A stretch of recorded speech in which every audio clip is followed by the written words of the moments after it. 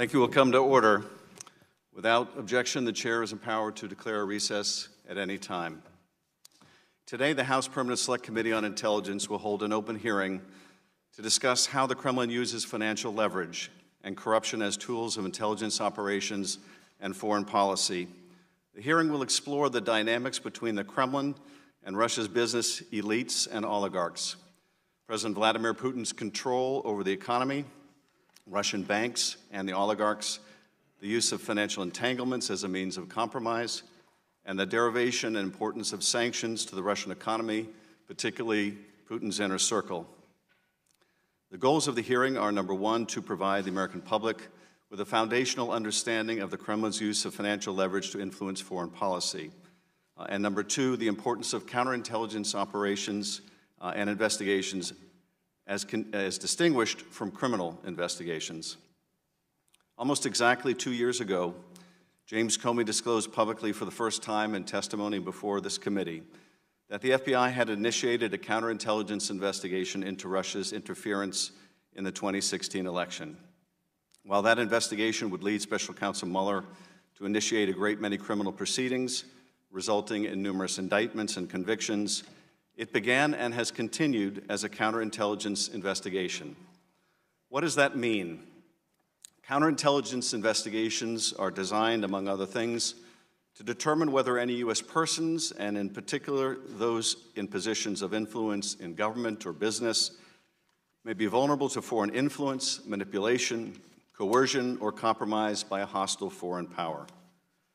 This notion of compromise, or kompromat in Russian, can be subtle and discreet. It can be witting or unwitting, and it can take many forms. But it is at the heart of Russia's playbook to sow discord in democratic institutions, create leverage that can influence foreign and national security policy, both here and abroad, and encourage nations to act contrary to our security interests or theirs. We do not yet know the results of the counterintelligence investigation initiated by Comey and then continued by Mueller. It is not clear whether or to what extent the Mueller report, which is focused on prosecutorial decisions, will even discuss counterintelligence findings. But the counterintelligence concerns that animated the investigation in the first place may ultimately have the more profound impact on security and policy, and we therefore await the publication of the Mueller report to find out. Today we have an expert panel that will help us explore how Russia uses intelligence tools to influence foreign nations, both the United States and others. And we will have a particular focus on Russia's use of financial leverage to achieve their goals. Our esteemed panelists will address the interplay between business, government, and intelligence in Vladimir Putin's Russia, how Putin uses business and corruption to maintain control at home and influence foreign policy, and finally, we will delve into the issues of sanctions and why sanctions relief was so central to Russia's foreign policy or foreign influence campaign and remains a preoccupation of Putin's today. Let me now take a moment to introduce our panelists. Mike McFaul served as the U.S. ambassador to Russia from 2012 to 2014 and is currently director of the Freeman Spigoli Institute for International Studies at Stanford University, where he is also a senior fellow at the Hoover Institution. Stephen Hall is the former CIA chief of Russia operations and enjoyed a 30-year career in the agency. Heather Conley is a senior vice president for Europe, Eurasia, and the Arctic at the Center for Strategic and International Studies and is also the author of The Kremlin Playbook. And Eric Lorber is a senior director at the Center on Economic and Financial Power. Thank you all for joining us today. I now yield to the ranking member for any opening remarks he'd like to make. Thank you, Mr. Chairman. Today we will hear from a panel on Russian oligarchs. Challenges emanating from Russia have been an abiding topic of this committee for many years. In fact, under the Obama administration, committee Republicans repeatedly warned the administration, both privately and publicly, that more resources and better intelligence were needed to counter numerous threats to our national security from the Kremlin. Our advice, however, was not heeded. The Obama administration's approach to Russia was characterized by misspelled reset buttons, direct promises of more flexibility after Obama's re-election, the scrapping of our missile defense plans in Poland and the Czech Republic at Russia's behest, and the ridicule of then-candidate Mitt Romney for identifying Russia as our primary geopolitical foe, all under an administration that watched helplessly while Russia marched into Ukraine and annexed Crimea. This committee should be focused on intelligence oversight and making sure the IC has resources and authorities needed to protect the United States. We should not be used as a platform to spread false information and bizarre conspiracies. We have unique capabilities and authorities to do crucial oversight work, and now, frankly speaking, that is not being done. This committee was created to oversee the intelligence community, not serve as a tribunal launching frivolous accusations and investigations of one party's political opponents. Will the gentleman yield? Yield to Mr. Conaway. Mr. Chairman, since prior to the inauguration of President Trump in January of 2017, you've been at the center of a well-orchestrated media campaign claiming, among other things, the Trump campaign colluded with the Russian government. Indeed, before the appointment of Robert Mueller as special counsel, you alleged during one of your frequent television interviews that there was, quote, more than circumstantial evidence, quote, of collusion, but that you could, quote, not go into the particulars, close quote. Your repeated public statements, which implied knowledge of classified facts supporting the collusion allegations, occurred at the same time anonymous leaks of alleged intelligence and law enforcement information were appearing in the media. These leaks were often sourced to current or former administration or intelligence officials, appear to support the collusion allegations, and were purported to be related to ongoing investigations of President Trump and his associates. As you know, the committee has long been aware of and actively engaged in intelligence oversight activities related to Russians' malign activities. As part of our duty to oversee the actions of the intelligence community, we conducted a thorough investigation related to the 2016 Russian efforts to interfere in our elections. This investigation included a review of the allegations that the Trump campaign colluded with Russia. The committee found no evidence that President Trump or anyone associated with the Trump campaign colluded, coordinated, or conspired with the Russian government.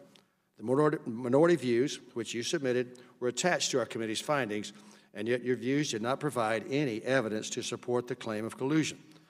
On March 24, 2019, the special counsel delivered his findings to the government, to the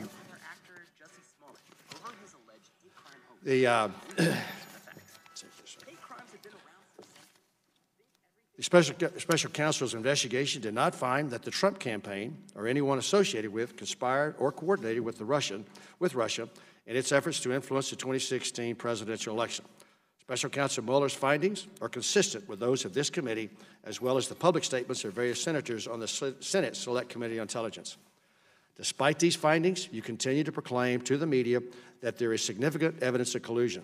You further have stated you will continue to investigate the counterintelligence issues. That is the president or people around him compromised in any way by hostile foreign power? Your willingness to continue to promote a demonstrably false narrative is alarming. The findings of the special counsel conclusively refute your past and present assertions and have exposed you as having abused your position to knowingly promote false information, having damaged the integrity of this committee and undermined the faith in the United States government and its institutions. Your actions, both past and present, are incompatible with your duty as chairman of this committee, which alone in the House of Representatives has the obligation and authority to provide effective oversight of the U.S. intelligence community. As such, we have no faith in your ability to discharge your duties in a manner consistent with your constitutional responsibility and urge your immediate resignation as chairman of the committee. Mr. Chairman, this letter is signed by all 9 members of the Republican side of the House, of the committee, and I ask unanimous consent to be entered into the record of today's hearing. I yield back. Without objection, I'm going to turn to our witnesses who are the subject of the hearing today, but before I do, and as you have chosen, instead of addressing the hearing to simply attack me, consistent with the President's attacks, I do want to respond in this way.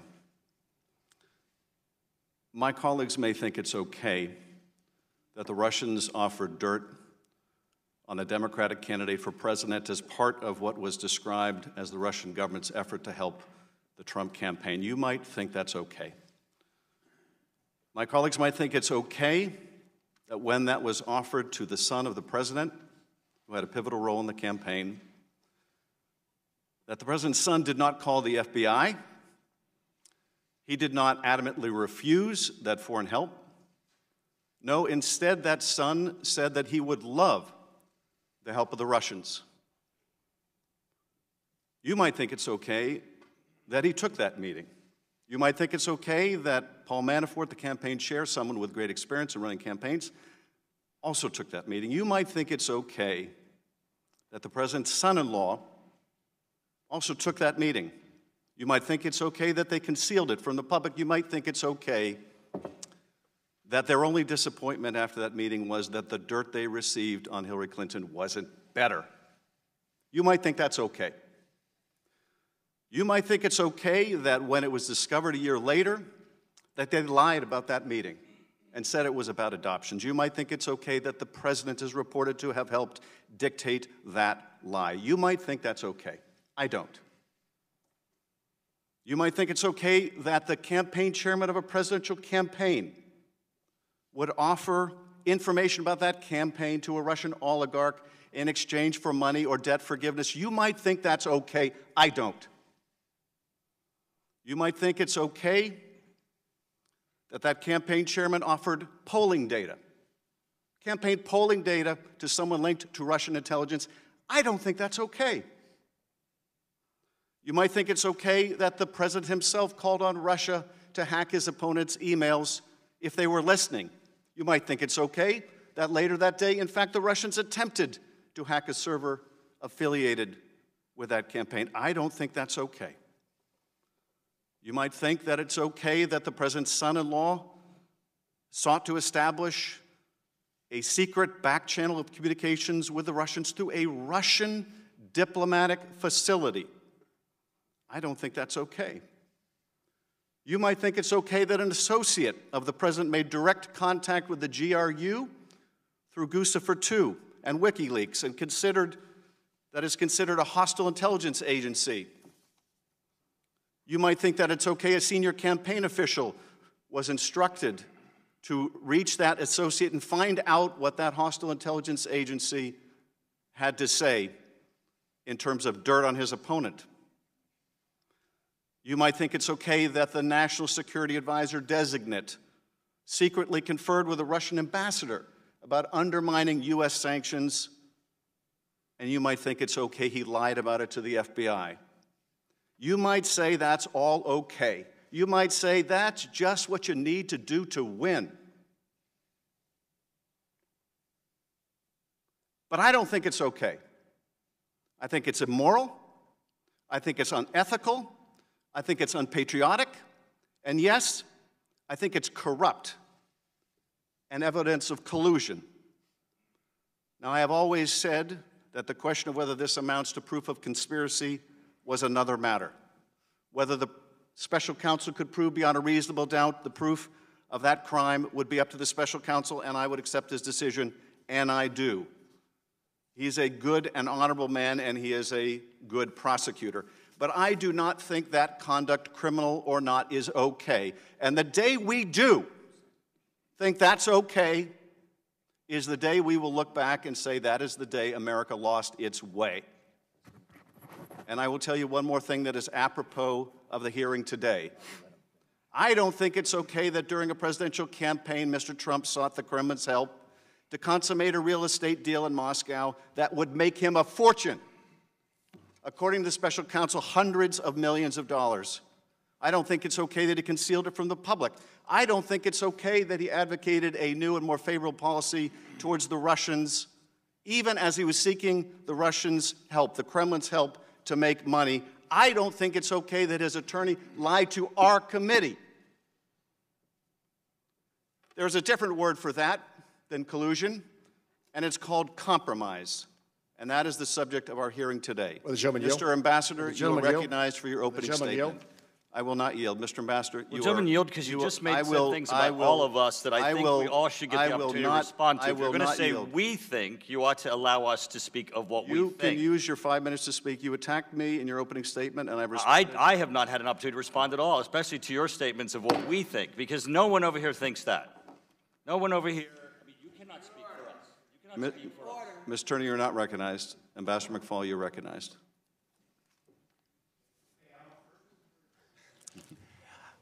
Thank you, Mr. Chairman. Thank you, Ranking Member Nunes and everybody else that's here today. I want to start with some good news. The ideological struggle between communism and capitalism during the Cold War is over. That's the end of my good news. The bad news is that there is a new ideological fight between Putinism in the West, and it's only just begun.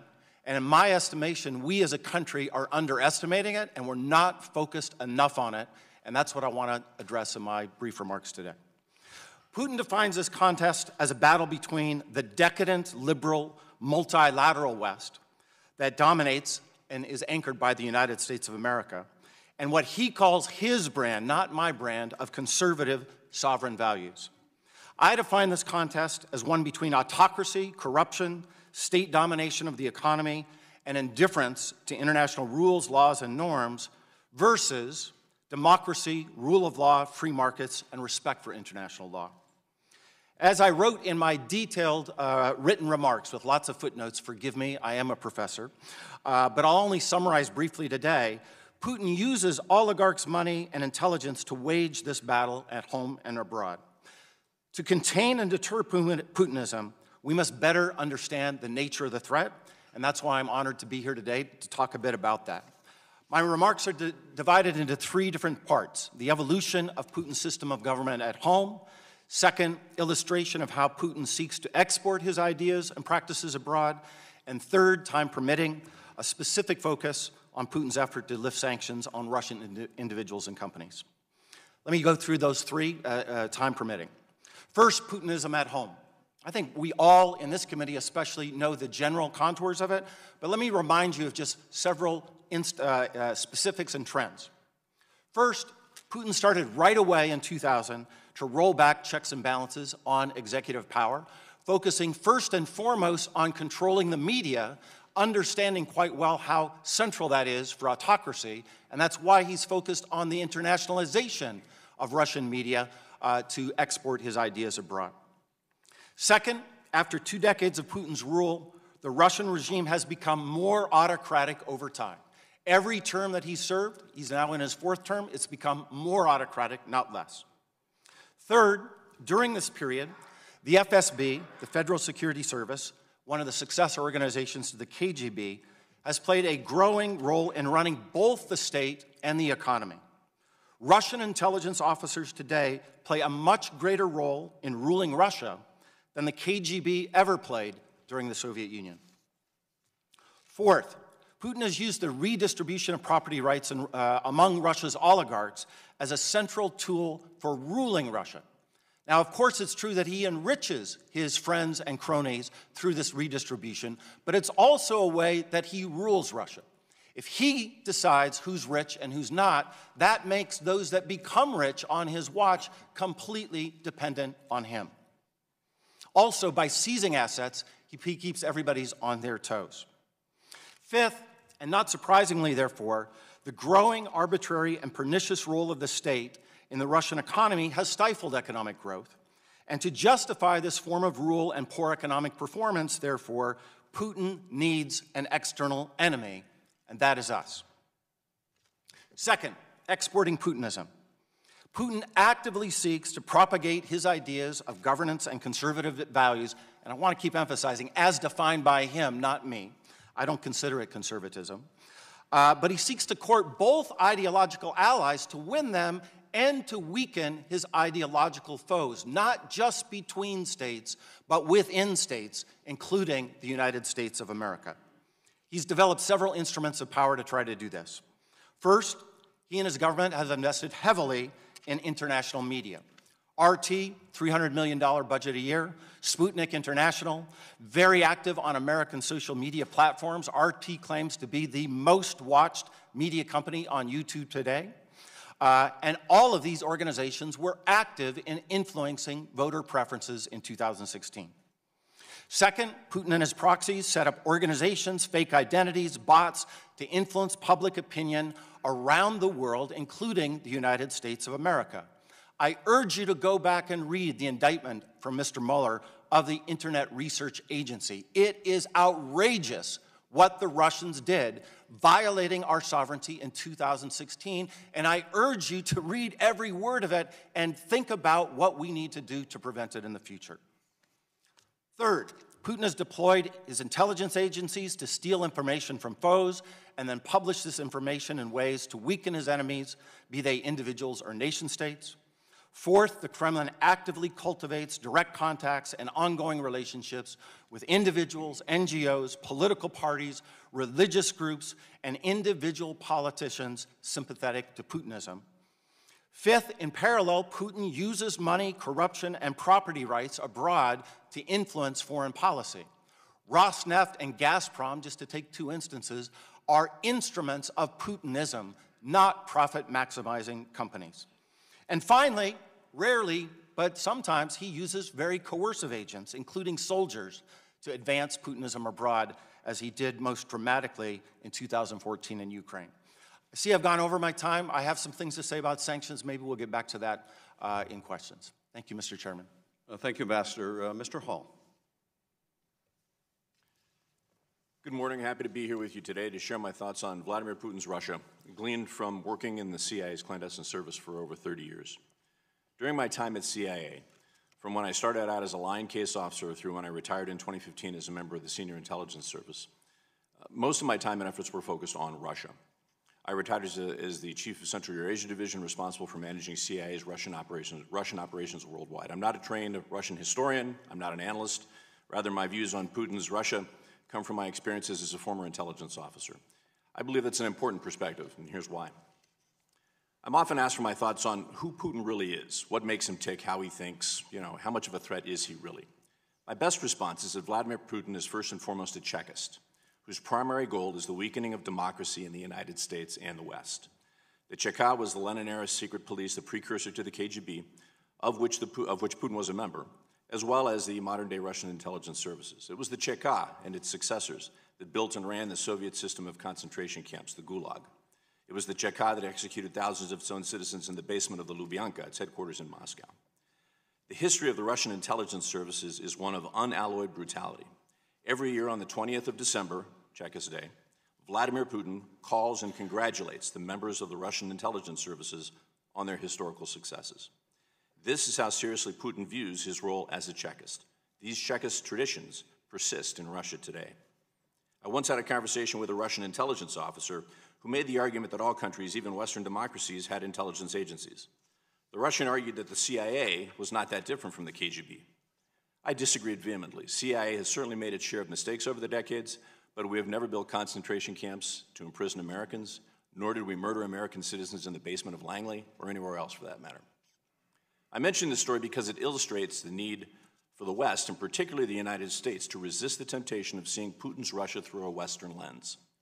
Most Americans were raised to believe in things like fair play, giving others the benefit of the doubt, and a generally optimistic outlook on life. Putin and his lieutenants understand this, and they use this outlook effectively against us. Look, they argue, we have many similarities. Indeed, when I was most recently in Moscow, I could walk down the street and visit McDonald's for a Big Mac or drop into Starbucks for a latte. There are large, luxurious hotels, some of them American change. Businesses appear to be operating normally. There are even governmental structures that seem comfortably similar. There's the Duma, which looks a little bit like Congress. There's a president, a prime minister, positions we as Westerners have heard of and can relate to. But what one really sees in Moscow is a thin veneer of normalcy designed to cover how things really work.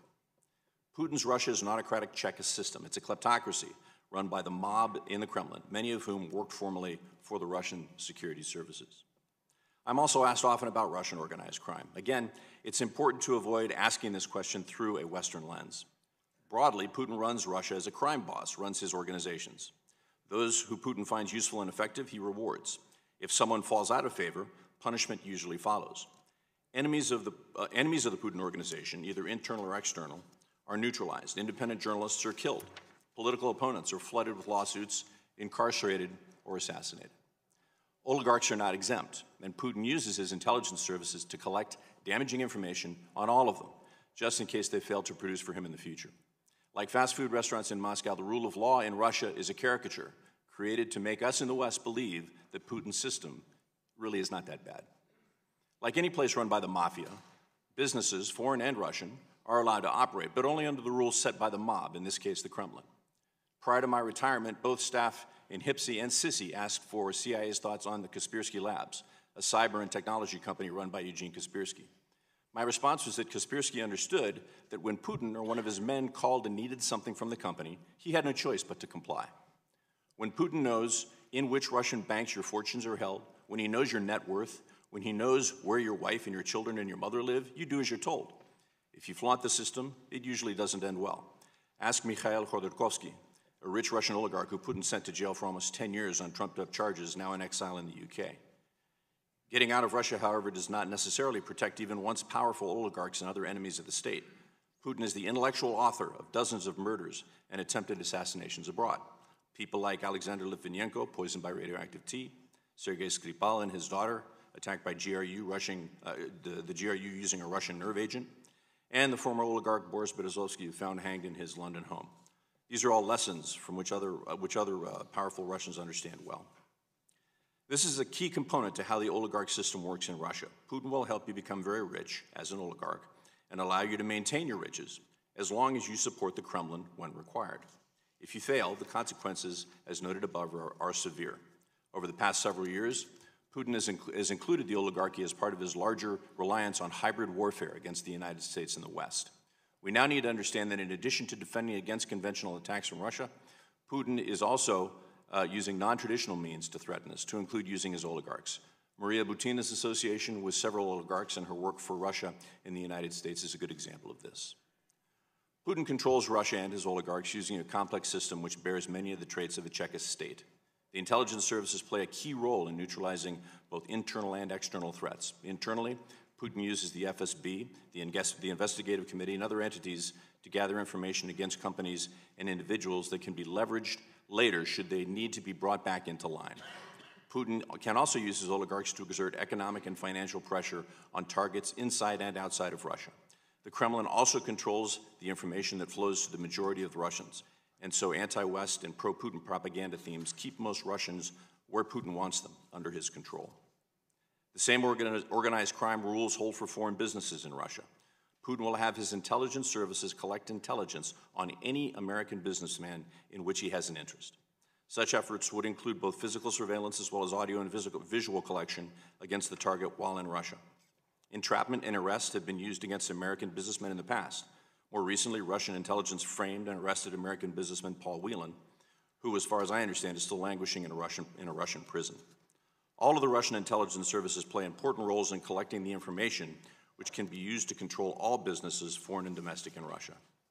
This is not to say that foreign businesses have never been successful in Russia. What it is to say is that success is contingent upon the Kremlin's approval of such business activity. If an American business person runs afoul of the Kremlin, all of the kompromat collected against him or her can be quickly and efficiently leveraged. The Russian intelligence services are expert at collecting compromising information that can later be used to blackmail anyone Putin wants. They have collected information against American business people in the past. They have collected against me and my family while I was in Russia, as well as Ambassador McFaul. If you have ever traveled to Russia, any of you, you've been collected against as well. No one is immune. In an open session like this, I won't be able to address in great detail what I know of how the Russian intelligence services specifically do their work. I cannot risk exposing the sources and methods of our own intelligence services, nor those of our allies, who often work very closely with us on counterintelligence issues. But I would be more than happy to address any questions you might have. Thank you. Thank you, Mr. Hall. Ms. Conley. Chairman Schiff, Ranking Member Nunes, distinguished members of this committee, thank you so much for the opportunity to share with you some of the research that CSIS has conducted regarding the patterns and methodology of Russian malign economic influence. We've analyzed 11 European countries. We've entitled this body of research the Kremlin Playbook, and we've just released our second report in this series. And Mr. Chairman, with your permission, I would like to place that report in the record. Without objection. Thank you. Congressman Nunes, you're absolutely right. Russian malign influence has been working for many, many years. In fact, our Central and Eastern European allies told us very clearly of that, even as far back as 2009. But before I dive into the Russian malign economic influence, I think it's important for us to take a quick step back to understand how Russia is weaponizing illicit financing and creating what I call a financial gray zone, and place that into a broader context. What we are living through is the Russian military doctrine of new generation warfare. It is a strategy of influence, not of force. It's designed to erode the confidence and credibility of democracies to such a point that those democracies will seek an accommodation with the Kremlin's policies and the interests over their own national interests. There is no advanced U.S. weapons system that can push back against this. Russia competes with the United States where we are at our most vulnerable. It exploits every weakness, every societal division, everything, faith, history, how and what kind of information we read, racial tensions, partisanship, illicit financing, failed privatizations, cyber attacks, each separately and in combination, and all have one objective: to diminish America's strength. An advisor to President Putin, Vladislav Surkov, recently summarized the power of new generation warfare, I think, quite nicely. I quote, "Foreign politicians talk about Russia's interference in elections and referendums around the world. In fact, the matter is even more serious. Russia interferes in your brains. We change your conscience, and there is nothing you can do about it." Well, there is something that we can do and must do. But let's be clear, although this hearing is about what Russia does, and we need to have a much better understanding of how Russia penetrates our institutions and our democratic processes to prevent it. This is about strengthening our own democratic house and minimizing our divisions. Our patriotism must be greater than our partisanship. By downgrading our democracy or degrading it, the Kremlin seeks to demonstrate the moral equivalency between Putinism or managed democracy, because if there's no difference, we can reach that accommodation.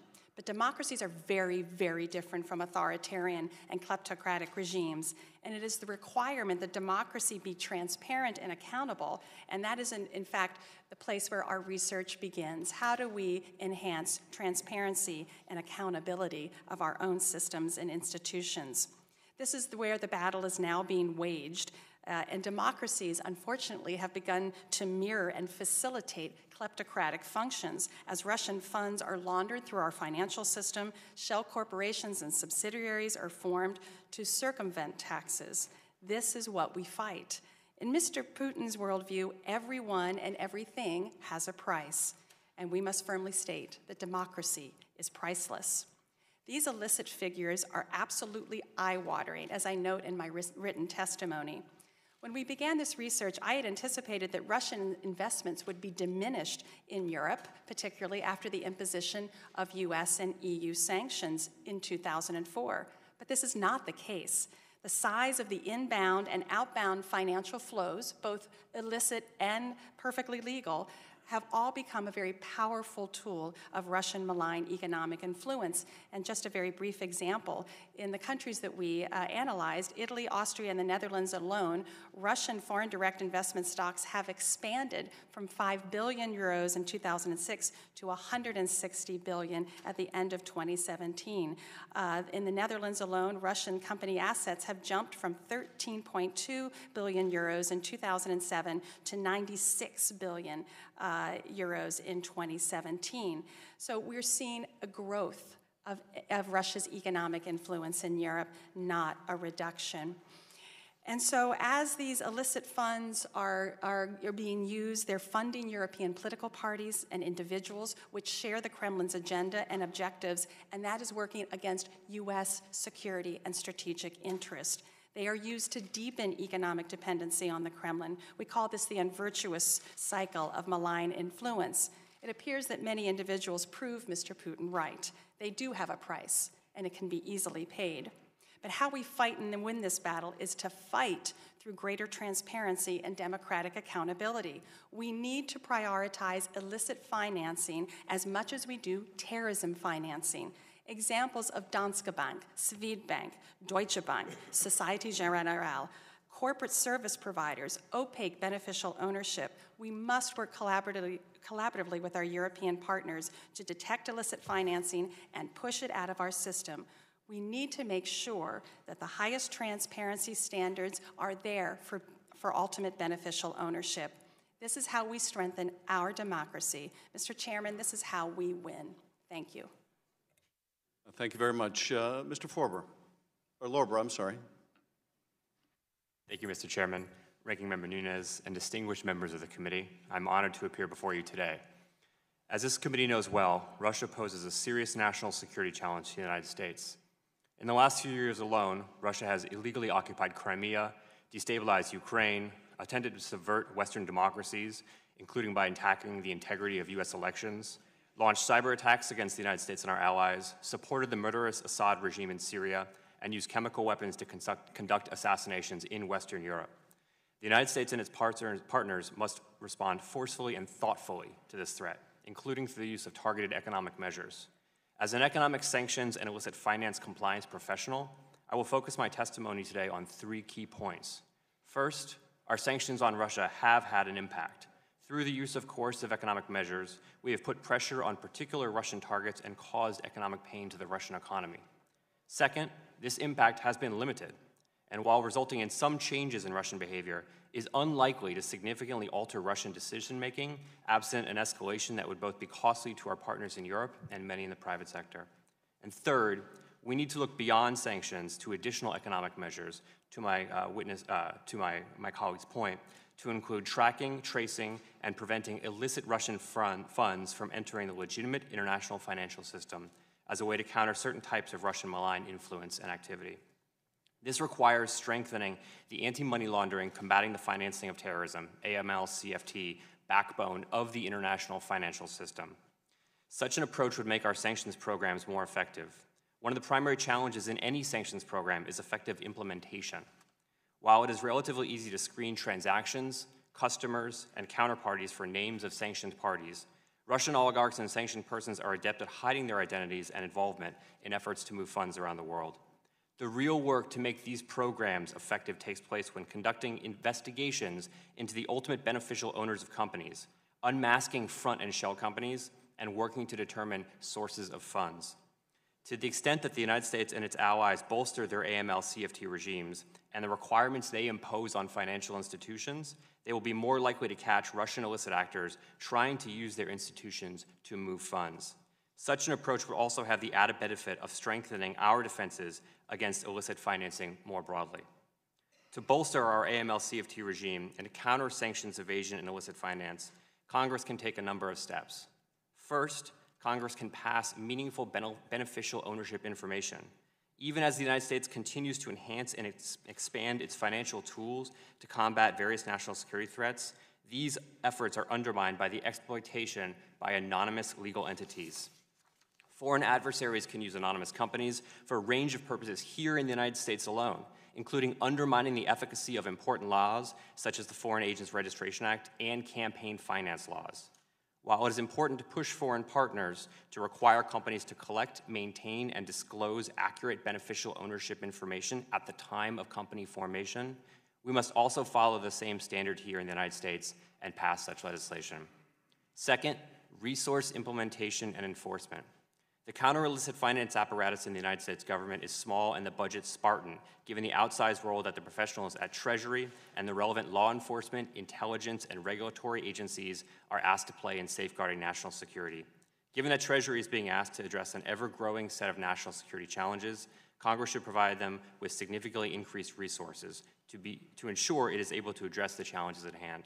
And third, call upon FinCEN, the Financial Crimes Enforcement Network, to issue an advisory on Russia's sanctions evasion and money laundering red flags. FinCEN regularly promulgates guidance to U.S. financial institutions identifying red flags related to illicit finance risks. To assist financial institutions in disrupting illicit Russian financial flows, Congress should call upon the Treasury Department to issue an advisory detailing red flags associated with Russian illicit fund flows. In addition, Congress should also call upon FinCEN to coordinate an advisory with international partner financial intelligence units. Such a coordinated advisory would further assist foreign financial institutions in detecting and preventing the abuse of their institutions by illicit Russian actors. Increased transparency, additional sanctions, and cooperation with partners on additional economic pressure can have an impact on Vladimir Putin and his cronies and the regime. But while these tools are powerful, this committee, Congress, and the administration more generally should not labor under the misconception that our economic authorities are a silver bullet to counter Russian malign activities. I'd be happy to discuss any of the particular recommendations I put forth, as well as sanctions on Russia more broadly. Thank you, and I look forward to your questions. Thank you, Mr. Lorber. Mr. Hall, can you explain a bit about how the Kremlin uses business and finance as a counterintelligence tool? Sure. I think the best way to look at it, again, is to imagine the Russian intelligence services and the Putin regime, the Kremlin itself, as collectors of information first and foremost. And unlike in our own intelligence community, where we oftentimes, if not almost exclusively, collect information for policymaking purposes, in Russia, what's collected is information that can then be used economically, if necessary, against targets of Putin's choosing and against the targets that the Russian intelligence services might choose. So that's a very powerful tool because, of course, when you're looking at how to leverage people, how to get people to do what it is that you want them to do, finances, their own personal economic, and of course they're also just their professional persona, oftentimes come into play in terms of what motivates people and how you can best leverage that. The Russian intelligence services are very active in doing precisely that. And how might they use financial entanglement beyond for the purpose of gathering counterintelligence, but for the purpose of either gathering compromise, or seeking to influence foreign decision-making? I would say both is the answer to that. The first is the easy part for them. Collecting compromising information, kompromat, as we all know now the word in Russian, is what not only the FSB, the internal service, the SVR, the external service, the GRU, the entire security structure in Russia has been doing that for decades, if not arguably centuries. So this is something that they're set up to do. Whenever anybody comes to Russia, goes to Russia, that type of collection will be initiated against targets of interest. And what is gathered from those operations, from those collection operations, is either stored for later use or it can be simply used immediately.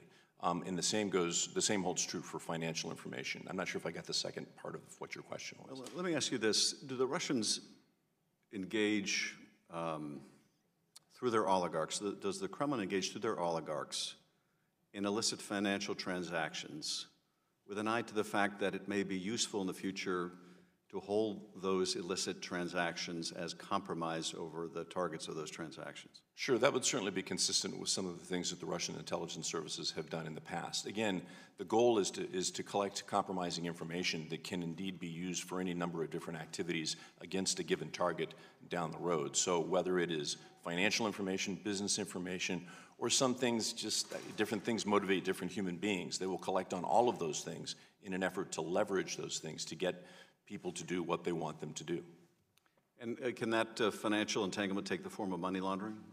Yes, absolutely. The Russians have a long history of money laundering, not just for the purposes of avoiding sanctions and that sort of thing, but in basic intelligence operations when they want their operations to be funded in a certain way that is not easily discoverable. There may be some folks in Caribbean islands someplace who money launder better than the Russians do, but the Russians are right up there. Ambassador McFaul, in your written testimony, you talk about or make reference to the effort to build a Trump Tower in Moscow. Viewing this from the Russian perspective, let me ask you a couple things. If a presidential candidate sought to make a major real estate deal in Moscow during the campaign, is that something that would have come to the attention of Vladimir Putin? I don't know. I want to be clear. I think we should know the facts of that. Let me speak generally that over the course of time in Russia, to do big business deals requires permission from the Kremlin. Anders Oslin, one of my colleagues at the Atlantic Council, has just written a fantastic book, if I can recommend it to you all, coming out in May. And he estimates that any deal over $1 billion has to get direct approval from the Kremlin. And remember, just to build on some things that Steve said, Putin is using that not just as a way to enrich his friends and redistribute property to enrich his friends, but he's also doing that to make those people loyal. And here I mean domestic and foreign. If you want to do a major multi-billion-dollar transaction in Russia, you need to coordinate and be loyal to President Putin. That's a very different, I just want to echo another thing Steve said. You don't have to do that in the United States of America, right? Thankfully, we don't have that. But in that system, with the state being at the center of everything, you have to have, at a minimum, that kind of coordination with the Kremlin. You know, there are public reports that the Trump organization sought to enlist the help of Dmitry Peskov. Yes. Can you tell us who Dmitry Peskov is? How close is he to Putin? And how would Mr. Peskov view that kind of overture or request for assistance coming from the business of a presidential candidate? So I know Dmitry Peskov. I haven't seen him for 5 years because I'm on the Russian sanctions list, so I haven't been there recently. But when I was ambassador, I used to deal with him closely. He's not just the press secretary for the president, as is commonly reported. He's a very close advisor to President Putin. Has aspirations for other bigger jobs, by the way. To be honest, I think it's rather naive for somebody to try to call Peskov to do a business deal. But I think that reflects a common perception that you have to deal with the Kremlin. I think there are more sophisticated ways that you would do that, but most certainly he has the public image of being very close to Putin, and if you were looking for a way to get to Putin, most certainly you try to reach out to Mr. Peskov. And what about the necessity of obtaining financing from one of the major Russian banks? Can you tell us about the relationship between those banks and the Kremlin and how the Kremlin uses those as an instrument of state policy? Well, all the three major banks, and even the fourth and fifth bank, but the three big ones, the Bear Bank, VEB, and VTB, are all owned by the government. Remember that always. I think there's variation in the way that those banks operate in the world. I think Sberbank operates a little bit more like a normal bank. They have deposits and they seek business opportunities. VEB is different. I think that's the one you're referring to. VEB is not really a bank. It's completely controlled by the Kremlin. It's referred to in the press in Russia as Putin's bank. The former head of it, I think you mentioned him in your opening remarks, Sergei Gorkov, was also an intelligence officer. The new head of it is Igor Shuvalov, somebody I used to work very closely with. He used to be the deputy prime minister, really in charge of the government in terms of economic policy. And it's completely controlled and acts on the behalf of the Kremlin. Ms. Conley, one of the running themes through the last couple of years has been an effort by the Russians to do away with sanctions on Russia over its interference in our election, over its invasion of Crimea. Can you talk about the centrality of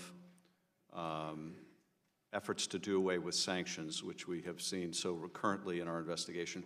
Why is that such a top priority for the Kremlin?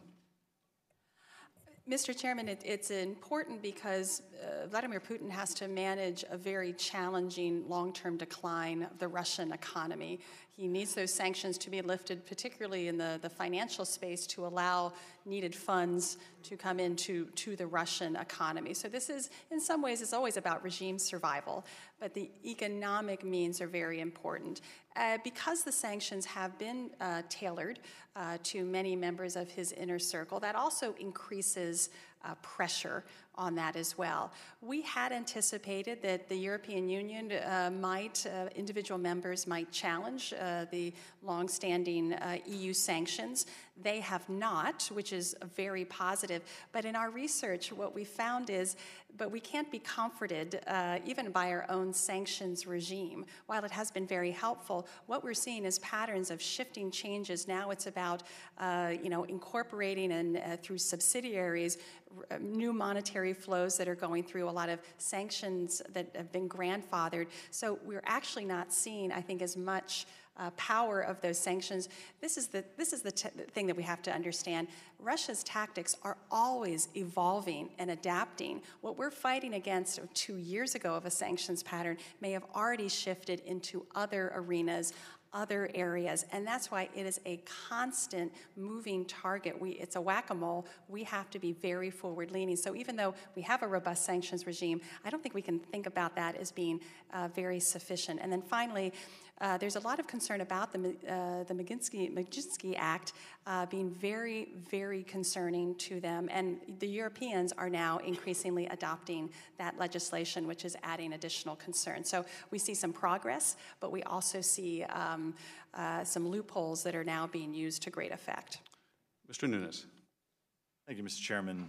Ambassador McFaul, you're aware that lying to Congress is a crime, and you're expected to tell the whole truth here, correct? Yes. Just want to ask you a series of folks that you may or may not be familiar with, but I'm interested to know whether or not you've communicated with these folks. Ambassador Kislyak was the former Russian ambassador to the U.S.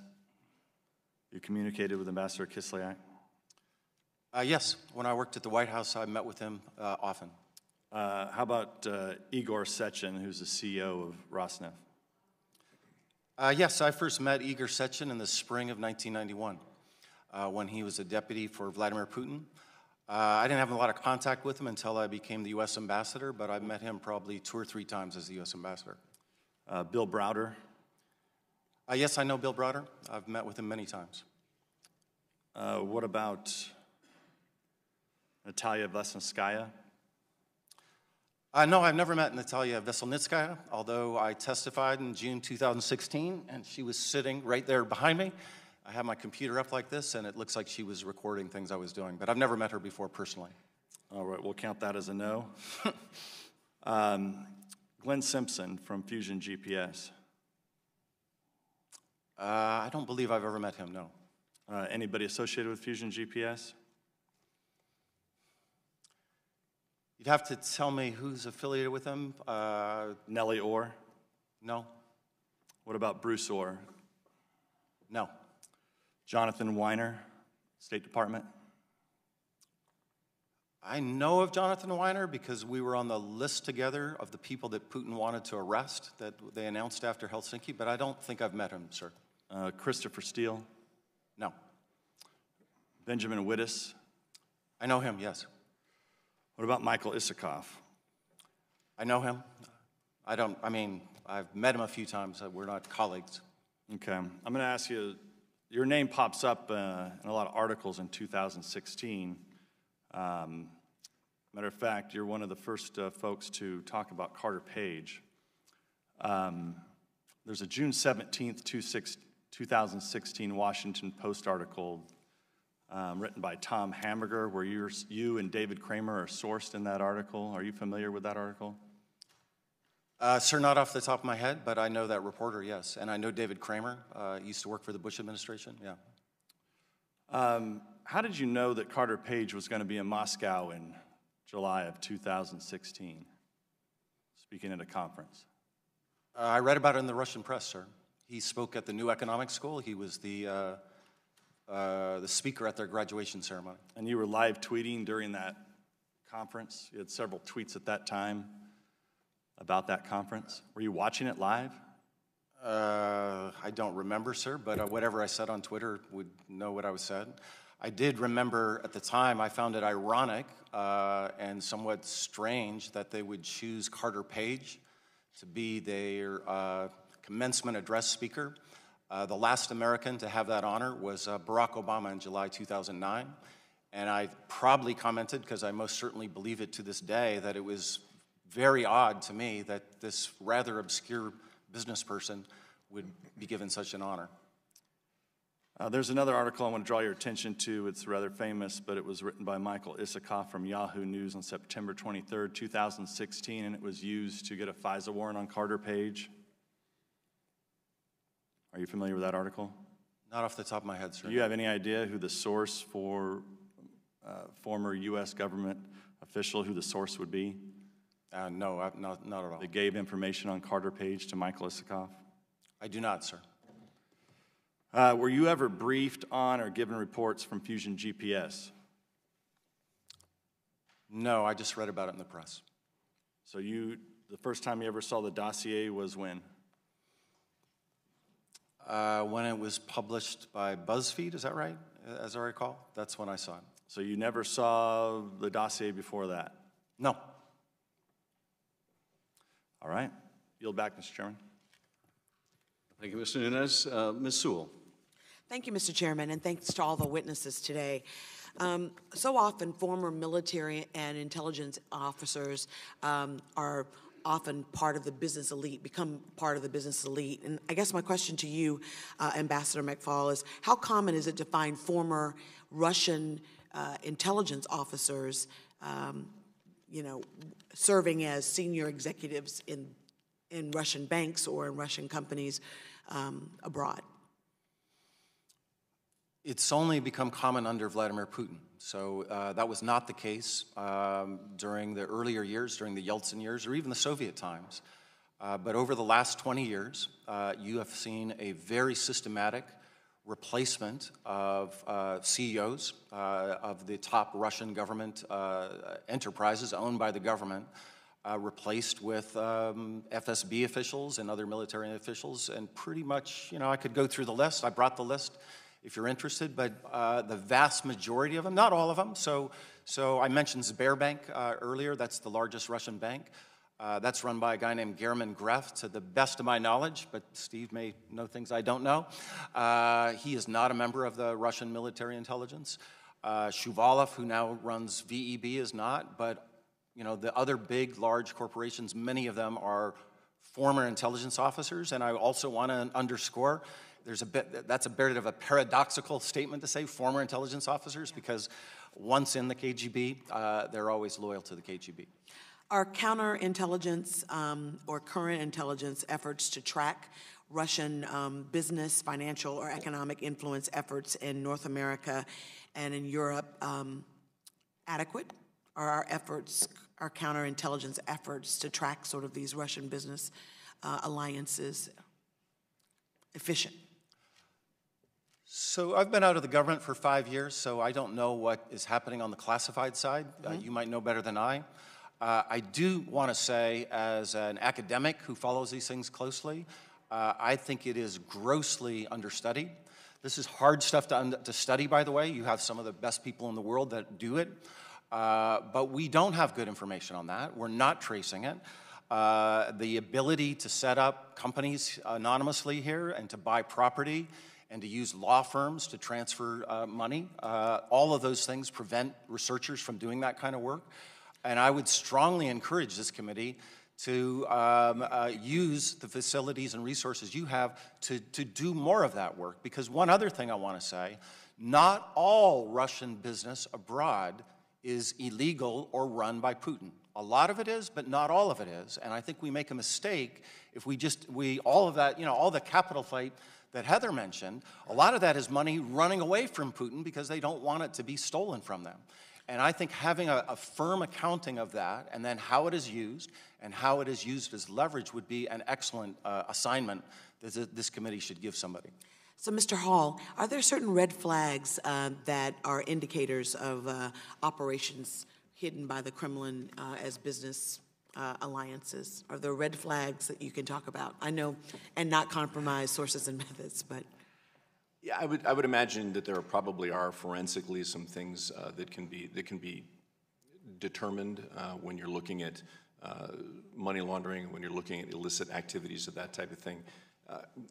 But being a former CIA guy, I mean, I want spies, because it's much easier to have somebody on the inside telling you, here's what these guys are doing, as opposed to trying to figure it out from the outside. Both parts are obviously needed, and members of this committee are certainly better versed than I am in terms of what we're doing in collection on that. But it's definitely something that needs to be looked at. How hard is it to recruit within Moscow, within Russia? It's a challenge for a number of reasons, and I hesitate because I'm trying to figure out what I should say and what I shouldn't say in that regard. But let me just say that I think when I worked at CIA, we had, and we probably still do, a group that we refer to as hard targets. This was Russia, China, Iran, the normal set of folks that you would probably expect. These are the hardest of the hard. These are the folks that are really, really difficult to recruit and get information out of. What actors are probably the most vulnerable to intelligence operations, would you say? In terms of recruitment operations? Yeah. It really, I'm not sure that it breaks down in terms of blocks, because it's all about human beings and what motivates them and what their vulnerabilities are. It just depends on the individuals. Thank you, Mr. Chairman.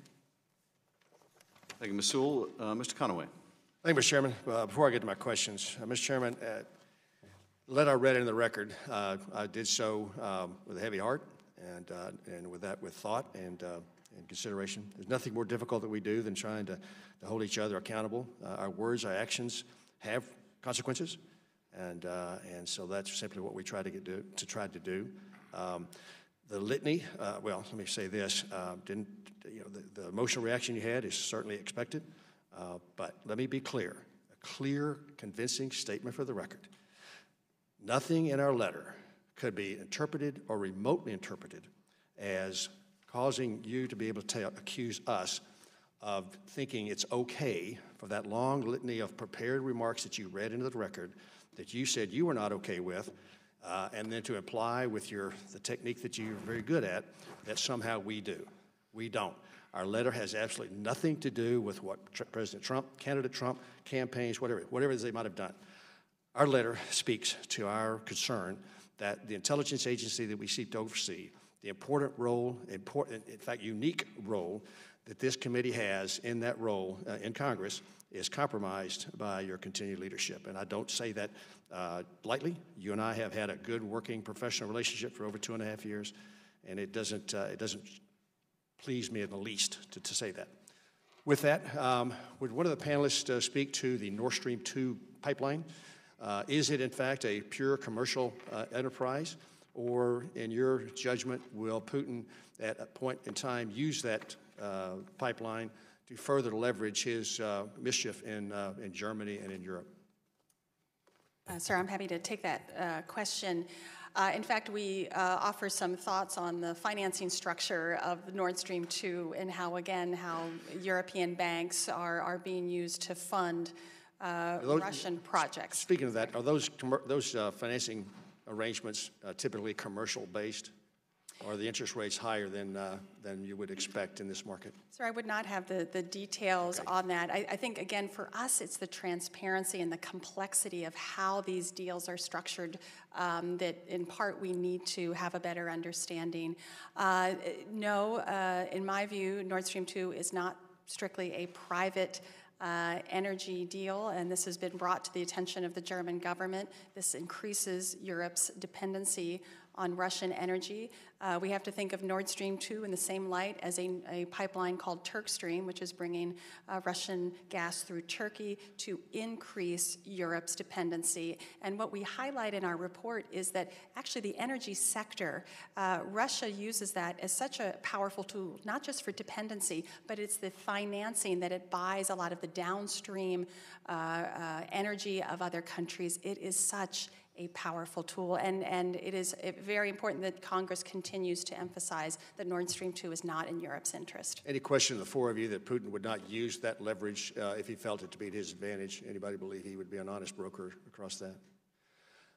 In the time remaining, just one footnote to what Heather already said. It increases dependence of our European allies. It also reduces the transit fees for Ukraine. So it's very deliberately aimed at weakening Ukraine. Thank you for that. I appreciate that, and I agree. Can you speak to the Russian oligarchs' mischief in Armenia and, by extension, Putin, and the effect it's having on that nation's nascent attempts to regain its sovereignty and remove the Russian influence from it? Anybody speak to that? I'm sorry to say I'm not as familiar with Armenia. Armenia is a country in South Caucasus. I'm aware. I'm just not. Thank you. I'm just not aware of the Russian oligarch patterns. I thought maybe my West Texas accent had screwed up the pronunciation of the name of the country. You're perfectly clear, sir. Thank you for your testimony this morning. I concur that that Putin, we probably ought to just use Putin in lieu of the word Russia anyway, because everything runs through him that's of malign things that are going on. Thank you for your clear-eyed testimony this morning about the threats he poses to democracies around the world and our national interests. So with that, Mr. Chairman, I yield back. Thank you. I yield to Mr. Carson. Thank you, Chairman Schiff. Mr. Hall, can you explain the relationship between the Russian organized crime apparatus and the oligarchs, and how do they even coexist? Yeah, as I said in my statement, this is a question I get often, and my first response when I'm asked about Russian organized crime is always to remind people, to the extent possible, to take off those Western lenses. When we think of organized crime in the United States, we think of the mafia, we think of Al Capone, all that sort of thing. I believe that in Russia, those distinctions are either much less clear or practically non-existent. When you have little rule of law in a country like you do in Russia, it's extremely weak and I would argue in some places non-existent. So then, it's very difficult then to determine, who's an organized criminal and who's not. When you have Vladimir Putin, the head of the country, essentially approving murders outside of his own country, how does that not make him an organized criminal? So that said, we have in the West and intelligence services have gone to some extent to try to map those out. Who are the different key mob bosses, if you will. Again, for me, it's a little bit of an artificial construct because it's all sort of organized crime. The oligarchs play a key part of that. The way I look at this is, I think the simplest way to look at this is, again, like any of the guys, whether it's Kaspersky or any of the others, if you get a call from the Kremlin or if you get a call from any of Putin's guys saying, hey, I need this from you, whether or not it's building a stadium in Sochi or whether it's organizing some sort of business deal outside of Russia or something inside of Russia, an appropriate answer is not, yeah, I appreciate that, but no. The appropriate answer, if you want to keep your life in most cases, is yes, sir, how many bags? And 3 bags full, and here it comes. It's a little more complicated, it's a little more subtle, but I think in terms of discussing the relationships, that kind of encompasses how things work a lot in Russia. So in addition to that, and in wrapping up, given the sprawl of Russian intelligence, are oligarchs or their businesses used oftentimes as cover or vectors for influence for intelligence operations? Again, yes. I mean, that's certainly, and the reason I say yes is not because I have the top 5 in my mind, but again, if the FSB, who answers directly to Vladimir Putin and the others, calls you up and says, hey, you've got this business located in X, Y, or Z location, I need you to do the following things for me, it gets done. It's a unity of government approach that we probably all would love to, well, I guess we wouldn't love to have it here in the United States, but it's certainly something that they can do. Are any oligarchs even bold enough to challenge Putin philosophically? That's a tough one. That's to ask, what goes on in those meetings in the dacha outside of Moscow when they all get together over the weekends. And, I argue that even if you were a fly on the wall, if you had some sort of, way to monitor what goes on in those meetings, I'm still not sure that we would understand because Vladimir Putin, being a former operative himself, I think is playing his oligarchs and his power people against each other to see what their reactions are going to be and what his best way forward is. I think it's all very complicated stuff. And Mike's probably should have asked the ambassador that question, but yeah. So, thinking off the top of my head of oligarchs, they like to be called business people, but let's call them oligarchs for now. No, I can't think of somebody that would stand up and confront Vladimir Putin today. Not even a childhood friend? Well, the childhood friends are a little bit different. There's a crony group. There are different categories, right? So there's the people he put in place of the state-owned enterprises. We talked about them. Then there are the oligarchs from the 1990s. And let's point out that that's a different group than his friends and cronies that now run these companies and some who have become billionaires only because of their relationship with Putin. Some of those people did challenge him. One was mentioned by Steve Hall earlier. His name is McFaul, and he was arrested in 2003 and spent 10 years in jail as a result of challenging him politically. And once that happened, that, as you can imagine, that had a chilling effect on other oligarchs standing up to him.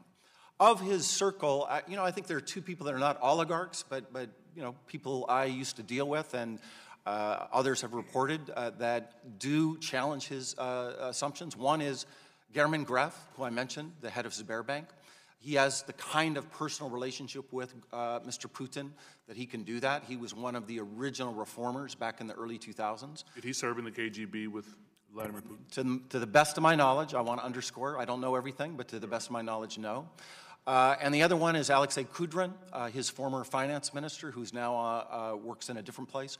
Those are the only 2 individuals I know that have stood up to Putin in discussions of policy, not respect to property rights, but in discussions of economic policy. Thank you both. I yield back, Chairman. Thank you, Mr. Carson. Mr. Turner. When Senator Joe McCarthy walked the halls of Congress, people in this nation were transfixed, but they were also appalled. And this body then recognized the danger of unethical abuse of congressional powers. Now, the testimony from Steve Hall today says that he has Vladimir Putin as identified as his primary goal is the weakening of democracy in the United States and the West. Mr. Chairman, I'm asking for your resignation today because I believe you are advancing Putin's work. I believe the chair has abused his power in these processes, and he's misrepresenting the information that we've received in classified sessions. Now, Mr. Chairman, when this body understood that McCarthyism was something to be rejected, it for years watched it. But you are using that playbook. With McCarthyism, we had Russia chasing after Russian communists, and now we have Schiff chasing after Russian collusion and those who would collude. Mr. Chairman, in your opening statements, you attacked in true McCarthy fashion each and every one of this. You stated that you stated what we think. You can't say what we think. It's the lowest form of any argument to attack someone. Now, what we have said is we've come forward and said that we all think that your leadership of this committee is compromised, in part because you behave as if your fellow members of this committee are your enemy. You behave as if the president is also similarly your enemy, and in true McCarthy fashion, you act as though you are the only one who is capable of protecting this nation, and everyone else is a co-conspirator who have suspected intentions. Your response could have been that you're here to protect national security, that you're here to ensure this committee has no leaks, that you're here to ensure that this committee works together, and that you want to have a true bipartisan work to support the international intelligence efforts of our country. Instead, you've shown contempt for your fellow members of Congress. For 2 years, your opening statements have repeatedly attacked the members of this committee, their motives, and their work.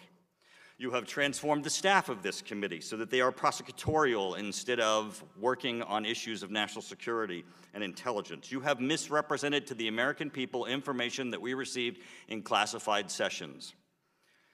And you've had this committee diverge from its goals. That is a danger to our national security. It is a distraction. It causes this committee not to function. When this Congress took a look back at itself and what had happened with Senator Joe McCarthy, it made a commitment that Congress would no longer be abusive in its powers, that it would look to protecting its national security. And Mr. Chairman, your reactions today were in true McCarthyism as you chose to attack us instead of state your commitment to national security. Ms. Conley, did Joe McCarthy advance Russia's communistic goals of separating our country? Did McCarthyism advance democracy, or did it hinder democracy? Did McCarthyism shackle us with a burden of divisiveness rather than cohesiveness in trying to move forward as we look to our adversaries? Congressman, I'm not the best place witness to answer your question. Ambassador McFaul? I'm also not an expert on McCarthyism. I'm an expert on I just want your other things. personal opinion. I do think polarization in our society advances Putin's national interest, as defined by him. I greatly appreciate you answering that question. Now, my question goes to Montenegro. Ms. Conley, you know I've worked on NATO and NATO issues, and I'm very proud of the fact that our nation supported Montenegro joining, and I think that certainly sets aside some of the advancement of Russia and Russia's interests. When I was in Montenegro, they had billboards up chastising the dangers of NATO and trying to affect that electorate. Could you please tell us of the effect of our work with NATO and Montenegro and how it sets aside Russia's advance? Congressman, thank you. Russian influence in Montenegro is substantial. In fact, it's one of the case study countries we note. The economic influence particularly concentrated on real estate and tourism. And you're absolutely seeing some of the byproducts of where that great investment is. They can finance billboards and political parties to work against the Euro-Atlantic drive of these countries. I can't begin to tell you how vital it is for NATO to continue to give these countries hope and support alongside of our European allies, that there is a different way. But what I would highlight for you is two things. One of the greatest weapons within Montenegro for Russian influence is the Serbian Orthodox Church. This continues to play an outsized role in shaping Montenegrins' views of themselves and where their future lies. Secondly, I would argue the lesson that I learned, and I was Deputy Assistant Secretary of the State Department when we enlarged NATO in 2004 for our Central and European allies, and we made a fatal mistake. We believe our work is finished when these countries enter NATO or the European Union. It is absolutely the opposite. The work begins. We have to redouble our efforts to make sure that Montenegro remains secure in the Euro-Atlantic community. The fact that Russian GRU members hatched a coup attempt in October of 2016 to prevent Montenegro from joining NATO tells you the steps that the Kremlin will take to stop the forward march of these countries joining the West. So, sir, your leadership on that was very important. All of Congress's leadership is important as the Senate embraces ratifying an amended NATO treaty to welcome the Republic of North Macedonia, another dramatic attempt that Russia tried to prevent. Thank you. Mr. Quigley. Mr. Chairman, interesting aspects of our chairman. Any chairman who would conduct a midnight ride, prepare a memo, which was called dangerously reckless, use sensitive law enforcement information without any evidence to support any of its conspiracy theories, who would tank an investigation, shut down an investigation, go along with a White House gag order, attack the FBI and the intel community, inhibit their ability to complete their work. Extraordinary. Mike Morrell said what the Russians did was the political equivalent of 9/11. I fear that what the administration has done, and this former chairman, not the current chairman, has done, will have far greater and more profound impact on our country, on the ability of the intelligence community and the Justice Department to do its job. So it's simple to say and talk about these things, but it was just last March in which Chairman Nunes said he had uncovered evidence that the intel community, we would assume the FBI and NSA, had improperly monitored and unmasked Trump transition teams. And he rushed off to the White House to tell them all about this. It was just one of many string of activities to undermine what we were attempting to do to find the truth. So given that, we'll go on to the questions at hand. Mr. Hall, can you dive a little deeper in how the Kremlin and the GRU, among others, use the money laundering efforts to complete their intelligence activities? I think the best way to look at it is that when the GRU, or really any of the Russian intelligence services, has a requirement for financing, whether it's an operational requirement for people to travel from point A to point B, or whether they want to use or try to develop compromising information, business or financial otherwise, they have the means to do that, not only internal to the GRU, but also because the order for doing something like that would probably come from more senior outside the GRU. Again, this is sort of like a mob type of situation that we're thinking about. Resources inside of Russia that the GRU can access are essentially limitless. When the boss says, we need financial information on this particular individual or that Western businessman, then it gets done. And if the GRU is the one who's chosen to do it by the Kremlin, then off they go and the resources are there. There is no oversight process there. There's no budgeting process. There is, but it's primarily paperwork. So they really have all the resources that they need to go after whatever target the Kremlin decides they need to go after. Mr. Quigley, there are only 2 minutes left on the vote. Let's recess here, and we'll return right after votes, and we'll pick up with Mr. Quigley. Thank you. We are in recess.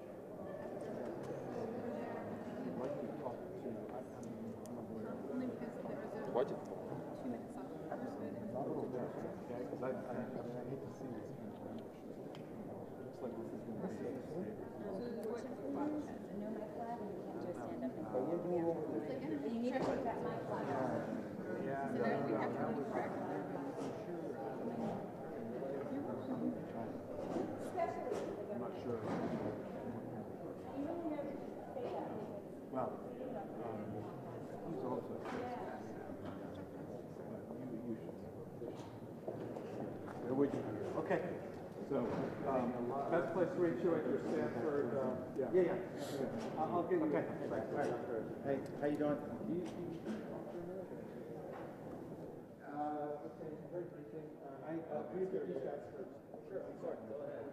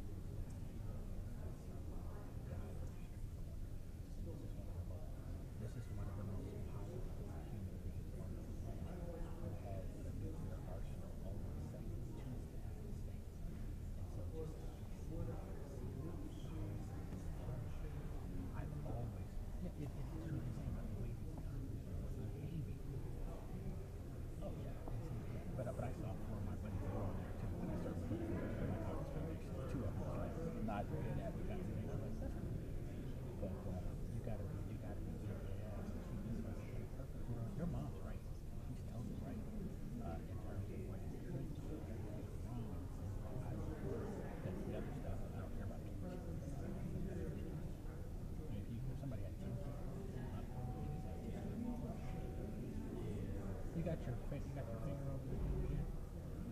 You don't have to now. Yeah. Where's that thing on your head? Put that thing on your head. Now see right now, if I were you, you'll think I'm being a you know what. See, you could be sitting there, you could send out things via email. Literally just press the button and making money right now.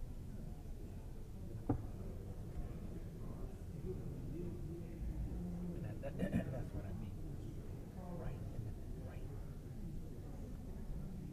Well, come on now. You guys like a tornado, a tsunami. But there's, as a practical matter, as a practical matter, you do got to get some things settled in, consistent.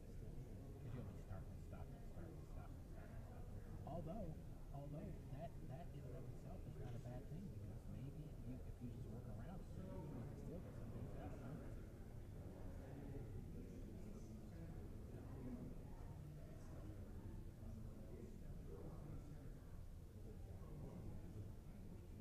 Yeah, but the only problem is, I agree with you. The only problem is it would have to be consistent for it to have any meaning, because you have to, the trick is,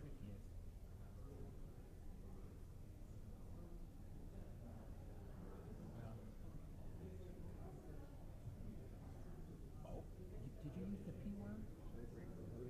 Yeah. How come I could just see the top of your, okay, fine, I'm gonna do the same thing.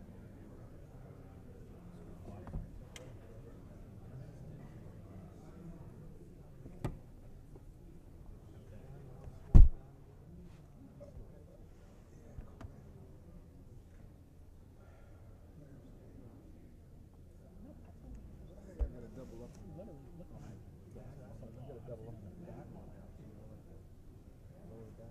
I am. Trying to work out? Yeah.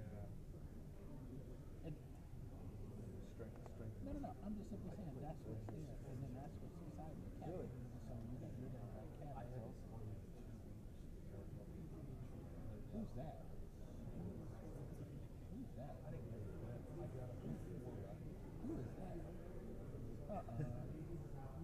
I was watching a movie with my son, and I worked down and just like 11 birds. I did. I know. You watching the good in the movie? Yeah.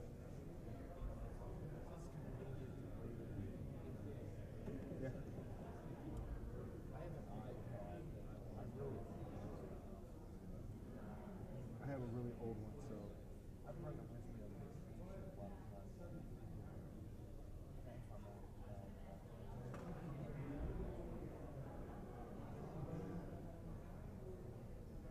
Oh, at school. I'm still not done with the work yet. I got you. It's okay. I got you. Got you.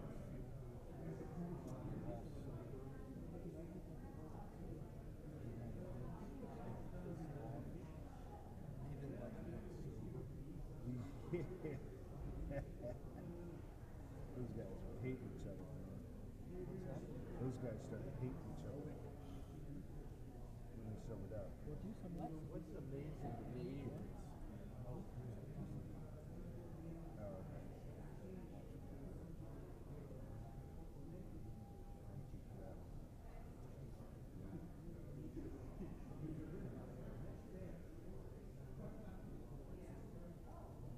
I didn't do it, Sky. Yeah, I didn't do it.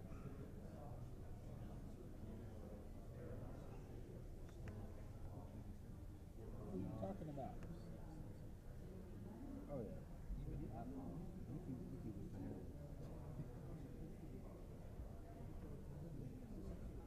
And then you have the one in the background. What the hell is that?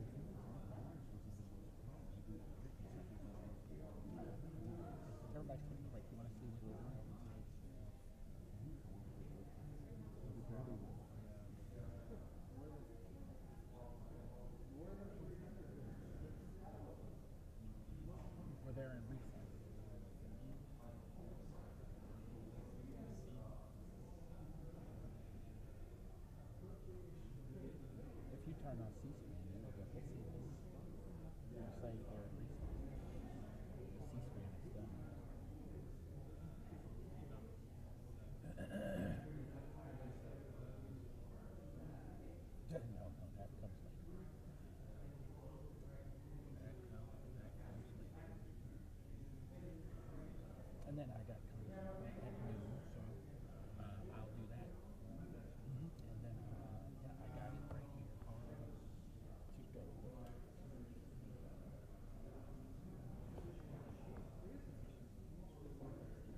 Look at that business. And we got emails now. T-Mash at OpportunityZonesAmerica.com. All the emails are through, so everything comes from the official account.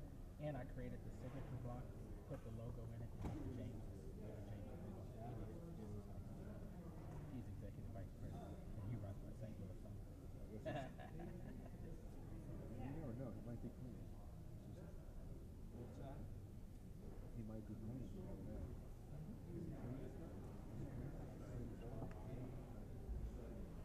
People say looking like that, I doubt it. Looking like that, he might. But not the ones that are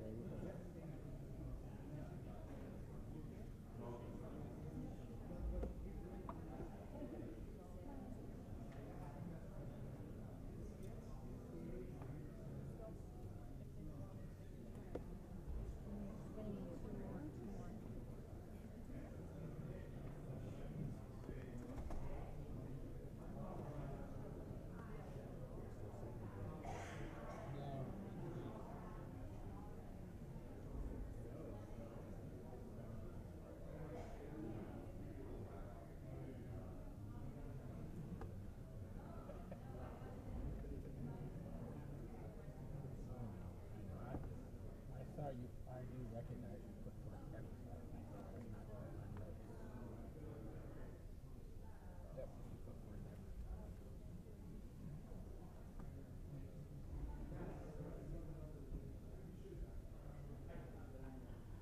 No, I'm just going to put it down.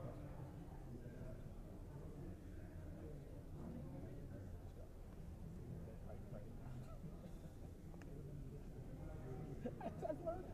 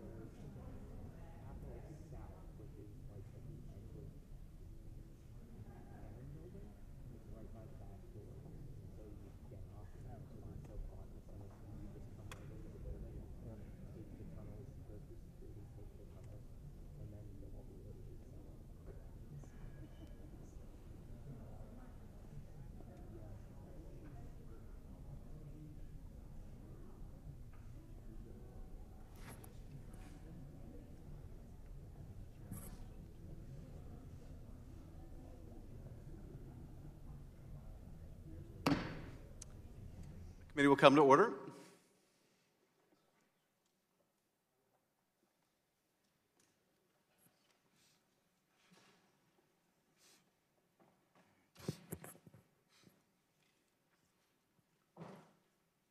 Mr. Quigley, you are recognized. Thank you.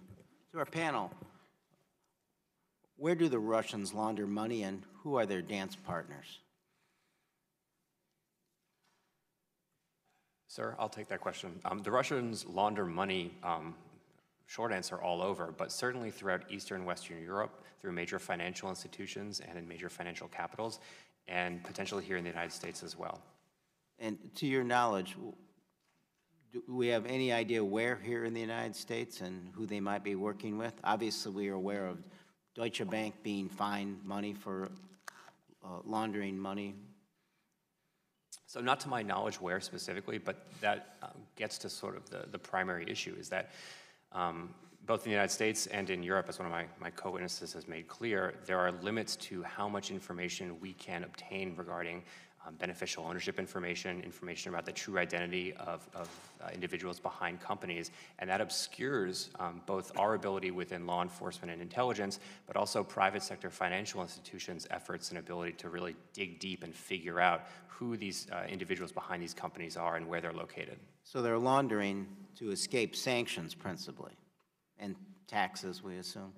I think it's a whole range of financial crimes. To Mr. Hall's point from earlier, it's not just sanctions evasion. It's laundering for tax evasion. It's laundering for other types of illicit finance, for human trafficking, kind of across the board. Yes, sir. Just if I could add to that, Cyprus, of course, is one of the countries that Russia uses for money laundering. But the UK and the United States are probably close to the top of the list as well because of the things that my colleagues have talked about. I just wanted to underscore it. Anonymous companies, we allow that here, and that's a vehicle for laundering money. Purchase of property can be done without transparency. That's another way.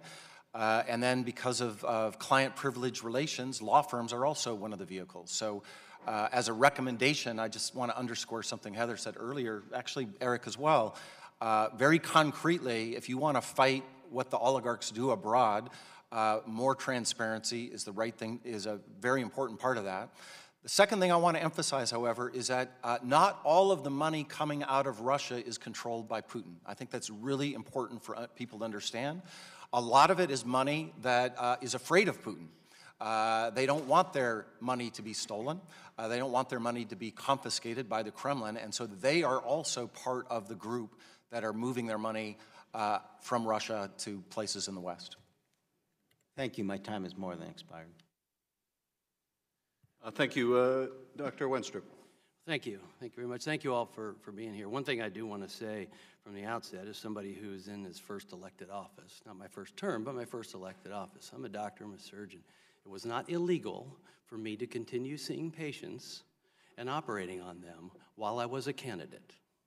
But things changed once I became a candidate and there were different rules. I became a member of Congress and there were different rules. Just want to say that for the record. And Ambassador McFaul, I appreciate you talking about the, I call it the instruments of Putinism, if you will. I think that it's what we do need to address. And I want to talk about that in a minute, but I also, we've had morality defined to us today. And frankly, I consider entrapment to be immoral, especially if it's being done by Russians. I think it's immoral for a campaign or a party to which many of our members here have donated to pay a British agent and Russians. Let me point that out. Russians were involved with the dossier to create an unverified, salacious document against the opposing candidate. Okay?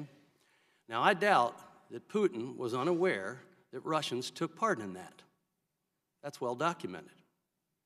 But I'm surprised to see the legs that took. Putin probably never imagined, or maybe he did, that the FBI, the DOJ, possibly the CIA, would focus on the American candidate and their campaign rather than the Russian involvement with this entire thing. To the point of surveillance of the campaign, running people into the campaign, and in my opinion, to try and entrap innocent people from that campaign. We even saw an attempted entrapment on the chairman by some comedians.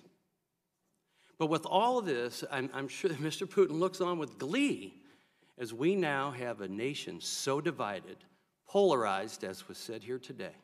It's beyond my belief. And they've gotten away with it. I said in this committee 2 years ago, as the fighting began, which was not there my first term on this committee, by the way, until Mr. Trump won. As the fighting began, I said the Russians are getting everything they want right now. And we have not had discussions of FISA abuses this term. We've not had discussions on the unmasking processes that take place, all of which have raised serious concerns about what is taking place here. We also haven't had discussions on Russian involvement with the dossier. And I don't know how we get back together as a nation and how we become unpolarized, if we will, if we don't address the truth and have true justice and America know what actually took place. So I'm disappointed, as you might imagine, to see all this focus and none on the Russians themselves as they were involved with that entire process from the beginning as having helped to write that dossier. And if Putin was for Trump, what has happened to the Russians that tried to take him down? You've been very eloquent about the power of this man. So I would like to hear anybody would like to comment on the Russian involvement with this whole process from the beginning as being involved with the dossier.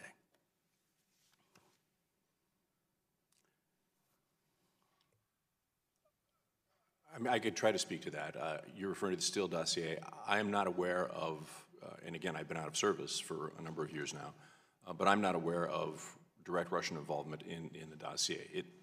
I don't rule it out. I'm simply not aware of it. Well, that's how it's been reported, but we haven't seen anything coming from within ourselves to say yes or no.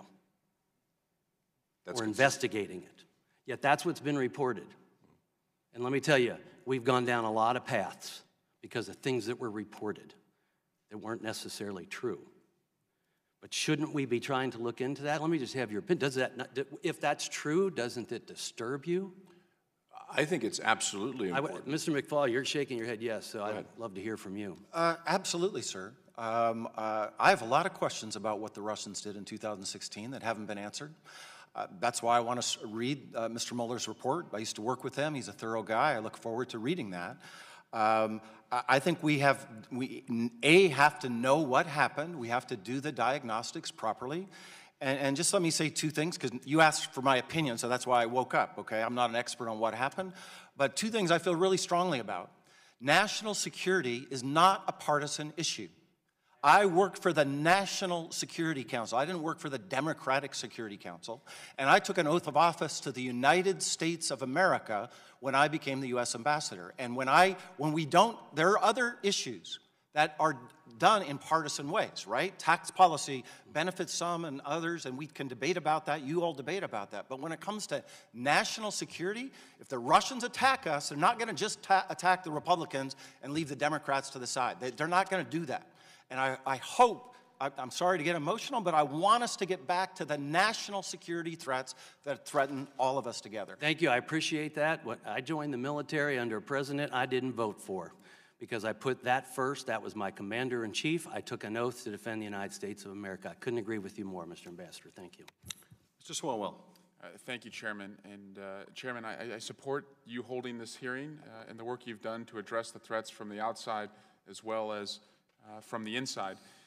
And first, I just want to ask, yes or no, is it the judgment of each witness that Russia intends to attack and interfere in our democracy again this upcoming 2020 election? Ms. Conley. They will not stop. They will continue. Ambassador McFaul. I don't know. I know they have the capacity to do everything they did in 2016. And we as a country on multiple planes, and I'm happy to walk through all of them if we have time, have done next to nothing to protect ourselves. That doesn't mean that they'll use that capacity. I think it'll depend on the situation in 2020. But will they look at the United States? Will Putin look at the United States as his principal enemy in the world and do things that, to reduce our capacity to do things in the world? The answer to that is yes. Thank you. Mr. Hall. Yes, I believe they will. And Mr. Lorber. I don't know, but if past is prologue, as evidenced in the 2016 and the 2018 elections, I have serious concerns that they will try. Thank you. Ms. Conley, what is the objective of sanctions against Russia? The objective is to change Russia's behavior and its violations of international law, whether that's the illegal annexation of Crimea, the seizure of territory in eastern Ukraine. It's to punish them for the use of chemical weapons on NATO territory. It is to change behavior. Unfortunately, we've not seen a change of behavior. If anything, we've seen a doubling down of aggressive behavior. Ambassador McFaul, have the various sanctions affected the Russia economy over the years? Yes. There are different estimates. I go through different estimates in my written testimony. One estimate is 1.5% of GDP was lost in 2014. Another one by the World Bank puts it more at 2.5%. Bloomberg Economics put it at 6% since 2014. And that's on the aggregate, Congressman. Remember, on the individuals, they also have an effect. Putin himself has said on the record that it violates the human rights of some of those individuals. These are his close personal friends, so they definitely are having an impact. And I want to add two things, if I may, to what Heather already said. The goal for us, of course, is to change Putin's behavior. That is what sanctions are put in place for. But there's another thing I think that's important. Sometimes you just have to do the right thing, even if you know you're not going to change that behavior. So think of the counterfactual. Russia annexes territory in Crimea, and we do nothing. That will then create, I think, permissive conditions for him to do more. So remember that even if you're not seeing change in behavior. Also remember, Putin very rationally wants to lift sanctions. If I were the president of Russia, I would want to lift sanctions on my close friends and to reduce that burden on the Russian economy. There's nothing spectacular about that. Are they worthy of having sanctions lifted? Am I worried? Are they worthy? Oh, no, no. But what I wanted to say is rather than changing his behavior, he's waiting for governments to change. That's a very different strategy, right? In Europe and here in the United States, that's what he's been waiting for. And in my opinion, that would be a cataclysmic mistake to lift sanctions just in the name of getting along with Putin. You can't do that until he's changed his behavior. I've long thought, or I first thought after the interference campaign, that the reason that the Russians sought to help Donald Trump, as our intelligence committee assessed, was that transactionally they wanted to get a benefit. They wanted to see the reduction of NATO's influence, a candidate who talked about doing that. They wanted a candidate who would reduce sanctions. They wanted a candidate who would look the other way on what they've done in Crimea. But the more I've learned through many of you and others on Russia's intentions is that what they really sought to do was to tear down the idea of America, this idea that no matter who you are, where you're from, what your parents did, who you love, that if you work hard enough, you can be anything. And if that's true in our young country, it could be true anywhere, including in Russia. And the best way to keep Russians from asking for that fair shot, that democracy, free markets, free ideas, a freedom to dream, is to destroy it at its origin, and that was the bigger goal that they had. Would you agree with that, Ambassador? I think both can be true. So most certainly the second piece, and that is part of their focus, and that's been the focus of Putin well before the 2016 election. He's just using new means to get at that, at what you described. The second is also true. You don't need to believe me. Vladimir Putin said it at the Helsinki summit, at the press conference. He said, I wanted Trump to win. And by the way, that's very rational if you're Putin because of what candidate Trump said. Now, I want to give the Trump administration credit that all those things that they thought they were going to get, they didn't get. But the second category, I think they feel pretty good that they're receiving returns on their investment in the second category you described. And I only point that out because we've now learned about Russian investments in the NRA, and when you step back and think about it, they don't have gun rights in Russia, so it's not like they're advancing some principle they believe in at home, but it's to really stoke a culture war, again, tearing down the idea of America. And I'll yield back. Mr. Stewart. Thank you, Mr. Chairman, and to the witnesses, thank you all. I'm familiar with not all of you, but several of you I am in your long years of service, and I thank you for that service and for being here today. And I do have a list of questions for you, which I'll get to for a moment, or in a moment. But before I do, I feel like I have to address at least briefly the elephant in the room, and to, as a kind of man-to-man, explain to our chairman why I signed this letter today.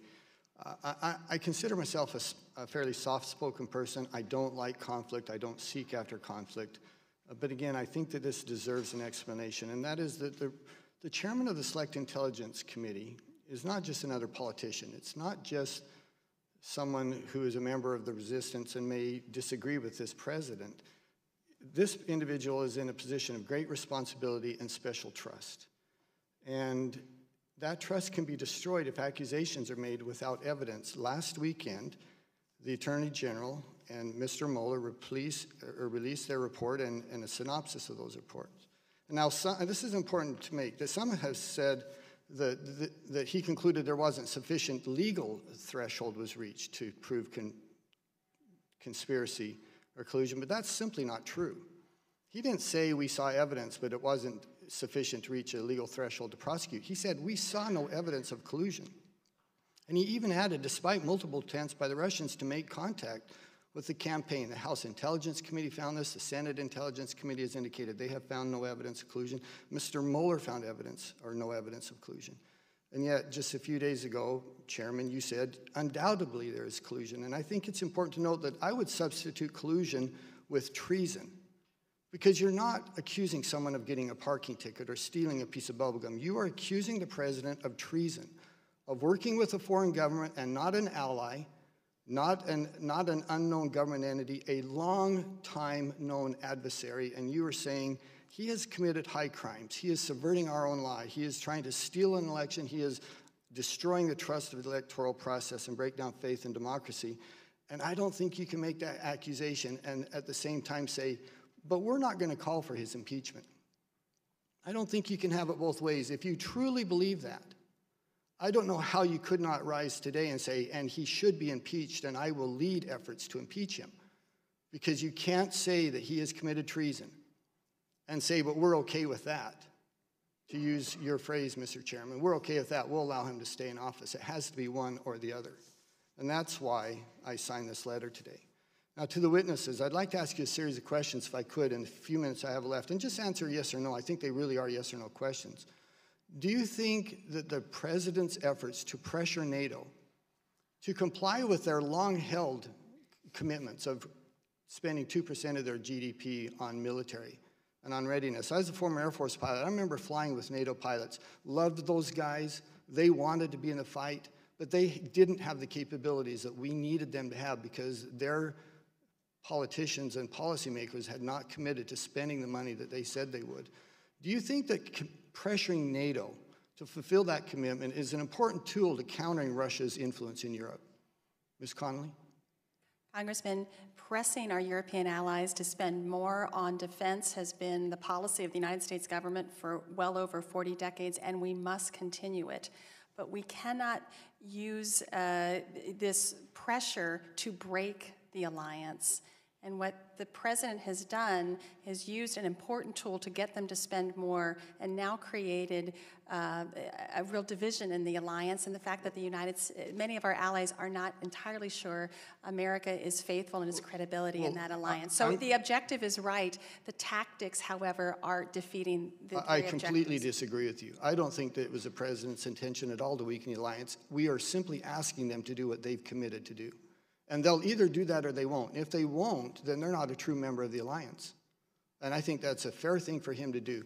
Does anyone disagree that committing and pressuring NATO to increase their defense spending helps to counter Russian influence? None of you disagree with that, surely. Let me give another couple examples in a few seconds. Kinetic weapons to the Ukraine. The European Reassurance Initiative, something I think is incredibly important, pressuring our European allies not to rely on Russia for their energy needs. In fact, domestic energy policy that provides an increased world supply and drives down the price of global energy. I think every one of those are important policy decisions which helped to counter Russia's influence globally and in Europe. Do any of you disagree with that? Okay, thank you. And can I address that? Yes. I think my time is up. It's up to the chairman if he'll allow, but. Yes, you may respond. I think that everything that we've just talked about with regard to NATO and NATO members paying and so forth, interpreted in this room and in a Western context, is completely understandable, and as Heather indicated, has been policy. The Russians don't see it that way. Vladimir Putin sees that as a split. He sees that as weakening the NATO alliance and weakening our Western. Well, then he's simply mistaken. He can interpret however he wants. He may be, but that's what ISS believes. Yeah, thank you. Before I recognize Mr. Heck, I do want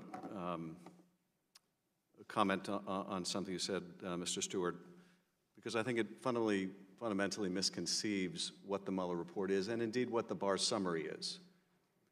The Barr summary, which is all we have right now, doesn't say they found no evidence of collusion. That's simply not true. And that is repeated over and over again, so people think that's true, but that's not what the Barr letter says.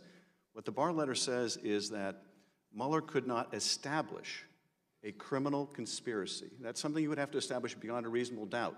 It doesn't mean there's not evidence. There is. And that's the fundamental difference here. And as I've said, Mr. Stewart, time and time again, and you can look in the public record because I've said this as a mantra dozens of times over the last year, that I think that these interactions with the Russians that I enumerated earlier are evidence of corruption. They're evidence of collusion, rather. But that whether that amounts to proof beyond a reasonable doubt of a crime, the crime of conspiracy, I've always said is a different question that Bob Mueller would have to decide. And he's decided that question. And I respect it. And I said that I would respect his judgment. But that's what I've said. And I think that the letter fundamentally misconceives that. Mr. Heck. Well, would the chairman allow me to respond? Yes. And I'll do so just quickly. We're going to have to agree to disagree on the verbiage. And I think you're making a distinction without a difference in the sense that you have never, and to my knowledge, added that caveat. You have said, I see evidence of collusion. You didn't add that would reach a legal threshold. And we can find evidence of all sorts of things, but if it doesn't reach a legal threshold, then it's meaningless. And again, Mr. Chairman, we could have this conversation, but we'll agree to disagree, and I'll concede my time. Thank you. Mr. Chairman, may I just briefly be recognized for a procedural point? May I Mr. Swalwell. Thank you, Mr. Chairman. May I enter into the record a PolitiFact finding from PolitiFact that you indeed did every time that you brought up the question of collusion, characterize it as a difference between a proof beyond a reasonable doubt finding by a prosecutor, but that there was evidence, and that's a March 25, 2019 PolitiFact story, What Democrats Said About Trump, Collusion Before Mueller Report. I'd like to enter that into the record. And for clarification, would you share part of what it says? Mr. Chairman, point of order, are we introducing PolitiFact information into this testimony hearing? Yes, Mr. Crawford, I am. Without objection. I object to that.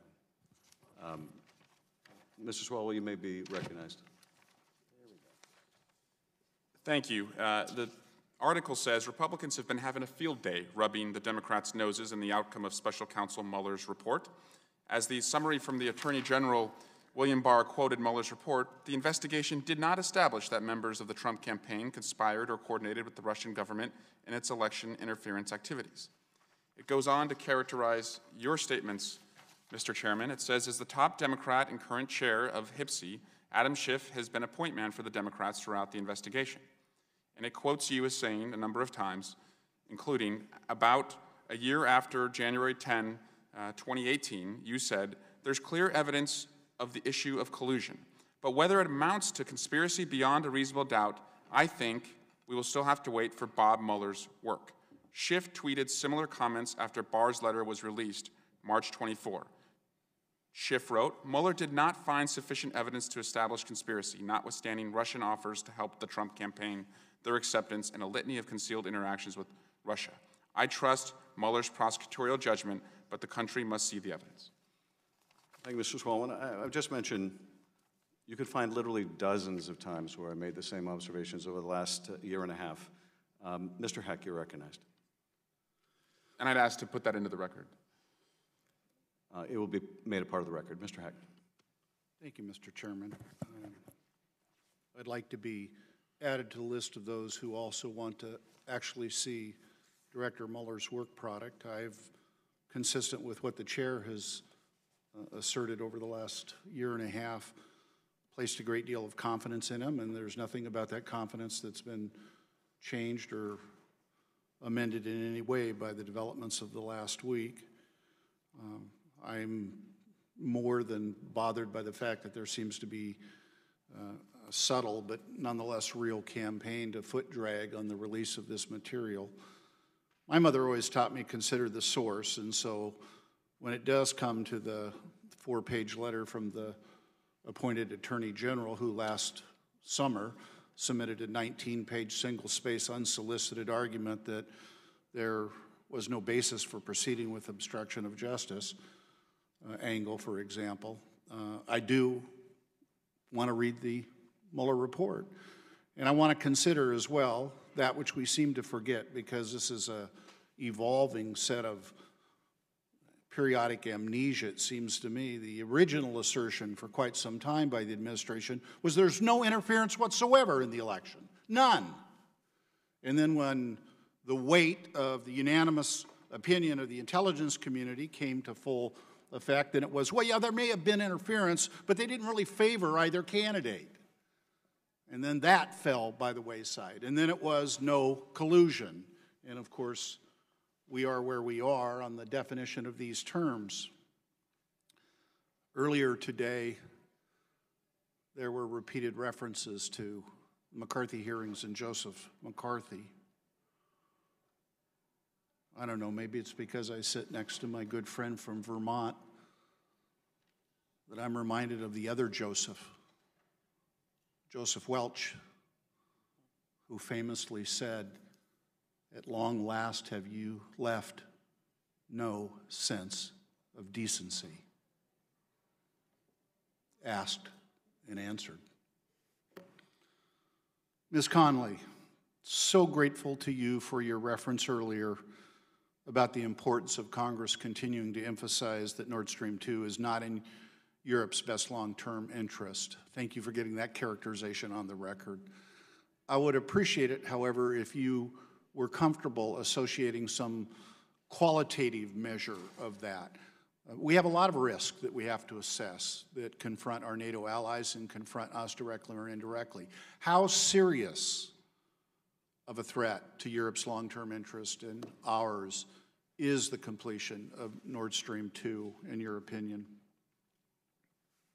Congressman, it's quite serious, but I would add it's also equally as serious as a pipeline called Turkstream that will increase dependency of Southern Europe on Russian gas. We have to see this in the totality. I believe we should do everything in our power to convince our European partners that this is not in their interest.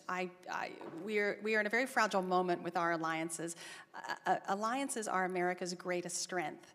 And our adversaries know that, and that's why, in fact, Vladimir Putin's trying to break those alliances, because that is our strength.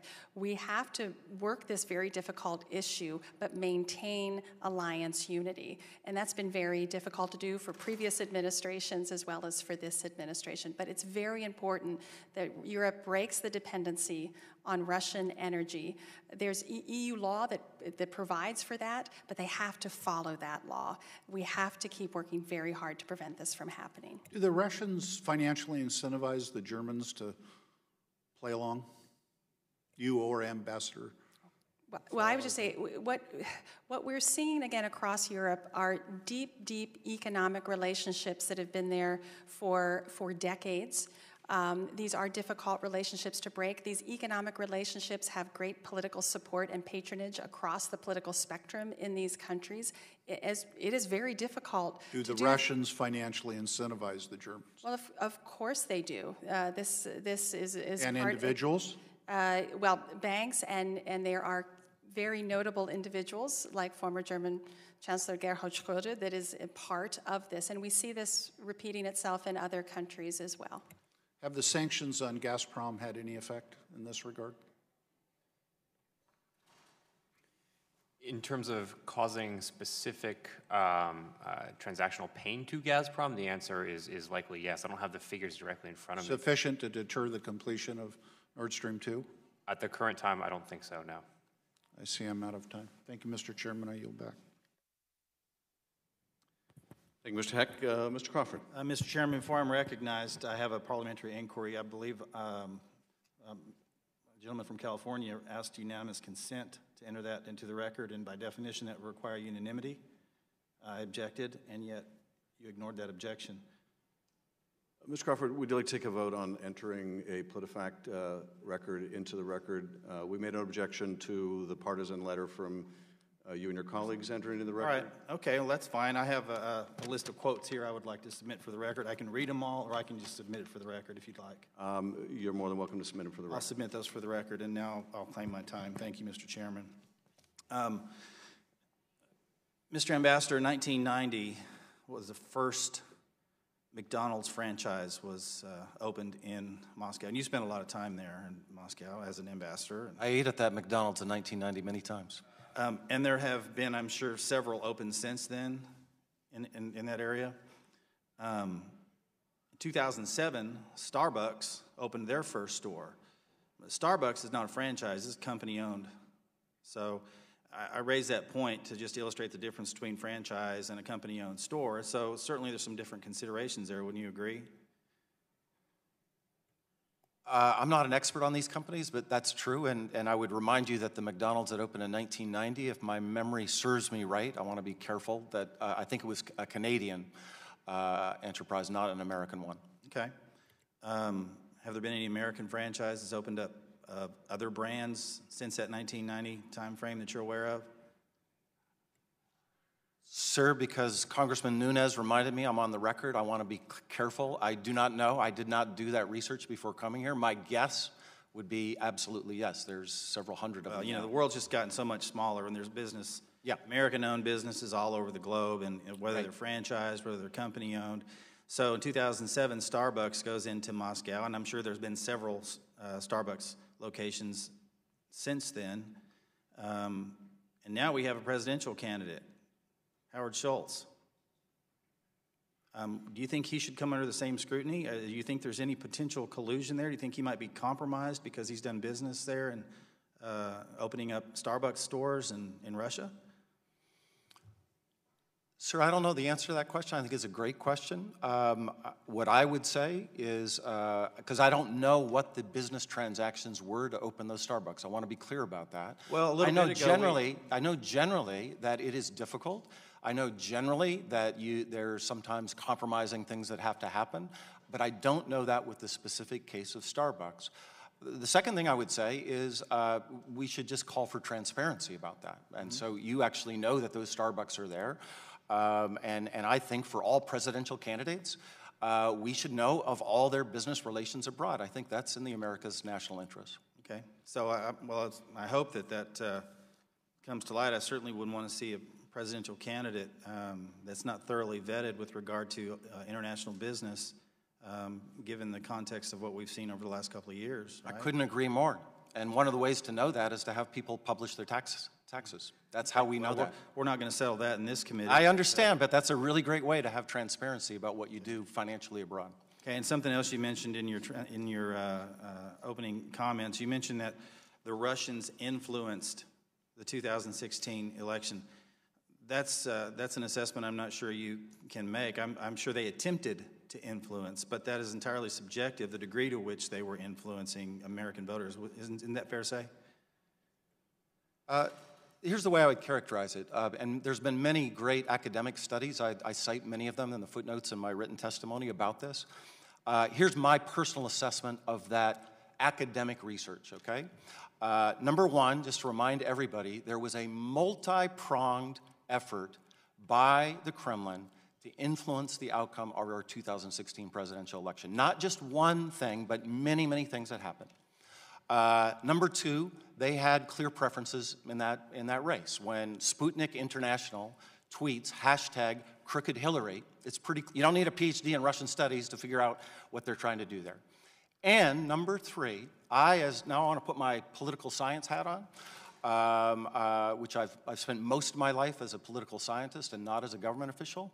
I don't think one can isolate the independent causal influence of the Russian factor set against all the other factors that influence votes in the 2016 presidential election. So I'm not prepared to say that, unlike other people who have said that. Let me pause just in the brief time I have left. It's been probably less than 2 years ago, former CIA Director Brennan said before this committee that the Russians had been engaged in active measures to seek to influence elections in the United States for decades. Do you agree with that? Yes and no. I think what happened in 2016 was qualitatively different than any action of influence that But the is that Soviets attributable to the media they have available, or is it attributable to something else?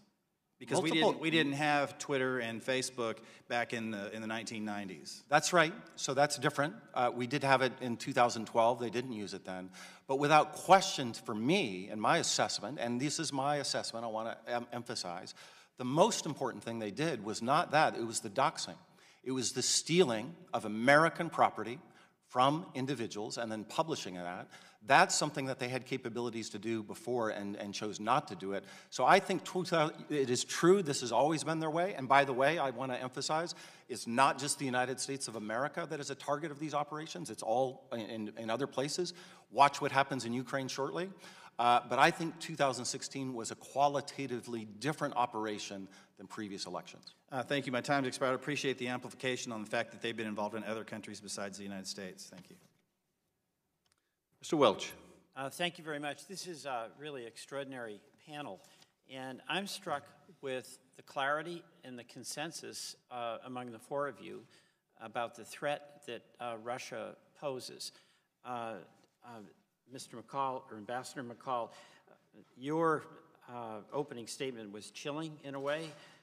The contest is now between, as you quote you, autocracy, corruption, state domination of the economy, and indifference to international norms versus democracy, rule of law, free markets, and respect for international law. And I take it there's a consensus among you about that characterization.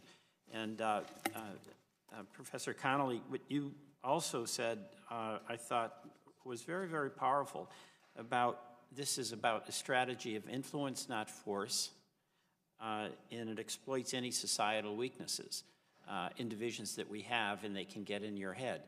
And Ambassador, what you were just describing, which is qualitatively different, is what is chilling to me. And I'll say this, as a member of Congress, until I was on and watched this, I was not as aware of the depth and aggression that has been behind this until I am now becoming a student of it. And I say that because I think that suggests that everyday citizens who are trying to figure out how to get through their day, get their kids to daycare, this is not forefront on their mind.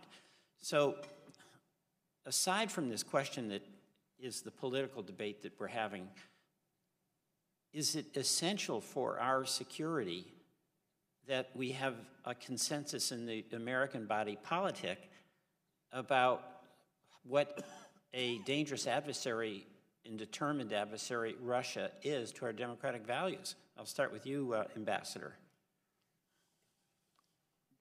The answer to that is yes. And let me say a couple of things, if I may. Number one, it was raised earlier, I think somebody was quoting Mike Morrell, that this was the political equivalent of September 11th. I believe that's the right way to frame it. It was a violation of our sovereignty in 2016. But unlike 9/11, we didn't have a bipartisan commission that investigated what happened. By the way, investigated what the Bush administration did. I'm a former member of the Obama administration. I think that should have been interrogated too. We didn't do that, and we haven't even got to the prescriptive part. So I would just, one, associate with that. I think that's the right frame. Number two, Putin's a person I have known. I met him first in 1991. I've written about him a lot. We're not exactly Facebook friends. He doesn't like me. I don't like him. But what I would note, as somebody who has watched his career, maybe not quite as long as Steve, but probably close, a couple of things. One, he's aggrieved. He thinks that we have ruined his country. But two, with time, he's gotten way more aggressive. He's taking bigger risks. So annexation, 2014, intervening in Syria, 2015, intervening in our elections in 2016, trying to kill Skripal in 2018, and trying to arrest Americans. Remember, that's what happened in Helsinki. Those are riskier actions, and I just want to make sure we understand the nature of this threat. It's growing, and it's right, and become more that would belligerent. suggest that there has to be, whatever our divisions are in our debates here, there has to be some unity coming from our State Department, from our executive branch, from our Congress, that whatever our divisions are, this is a threat to all of us. Would you speak to that? Yes, and you talked about corruption and how that undercuts democracy. Please well, elaborate. and thank you for your question. I do a lot of speaking to groups across the country, world affairs, councils, and things like that. The American people do not understand the totality of the challenge and that it is a strategy that is working inside of us.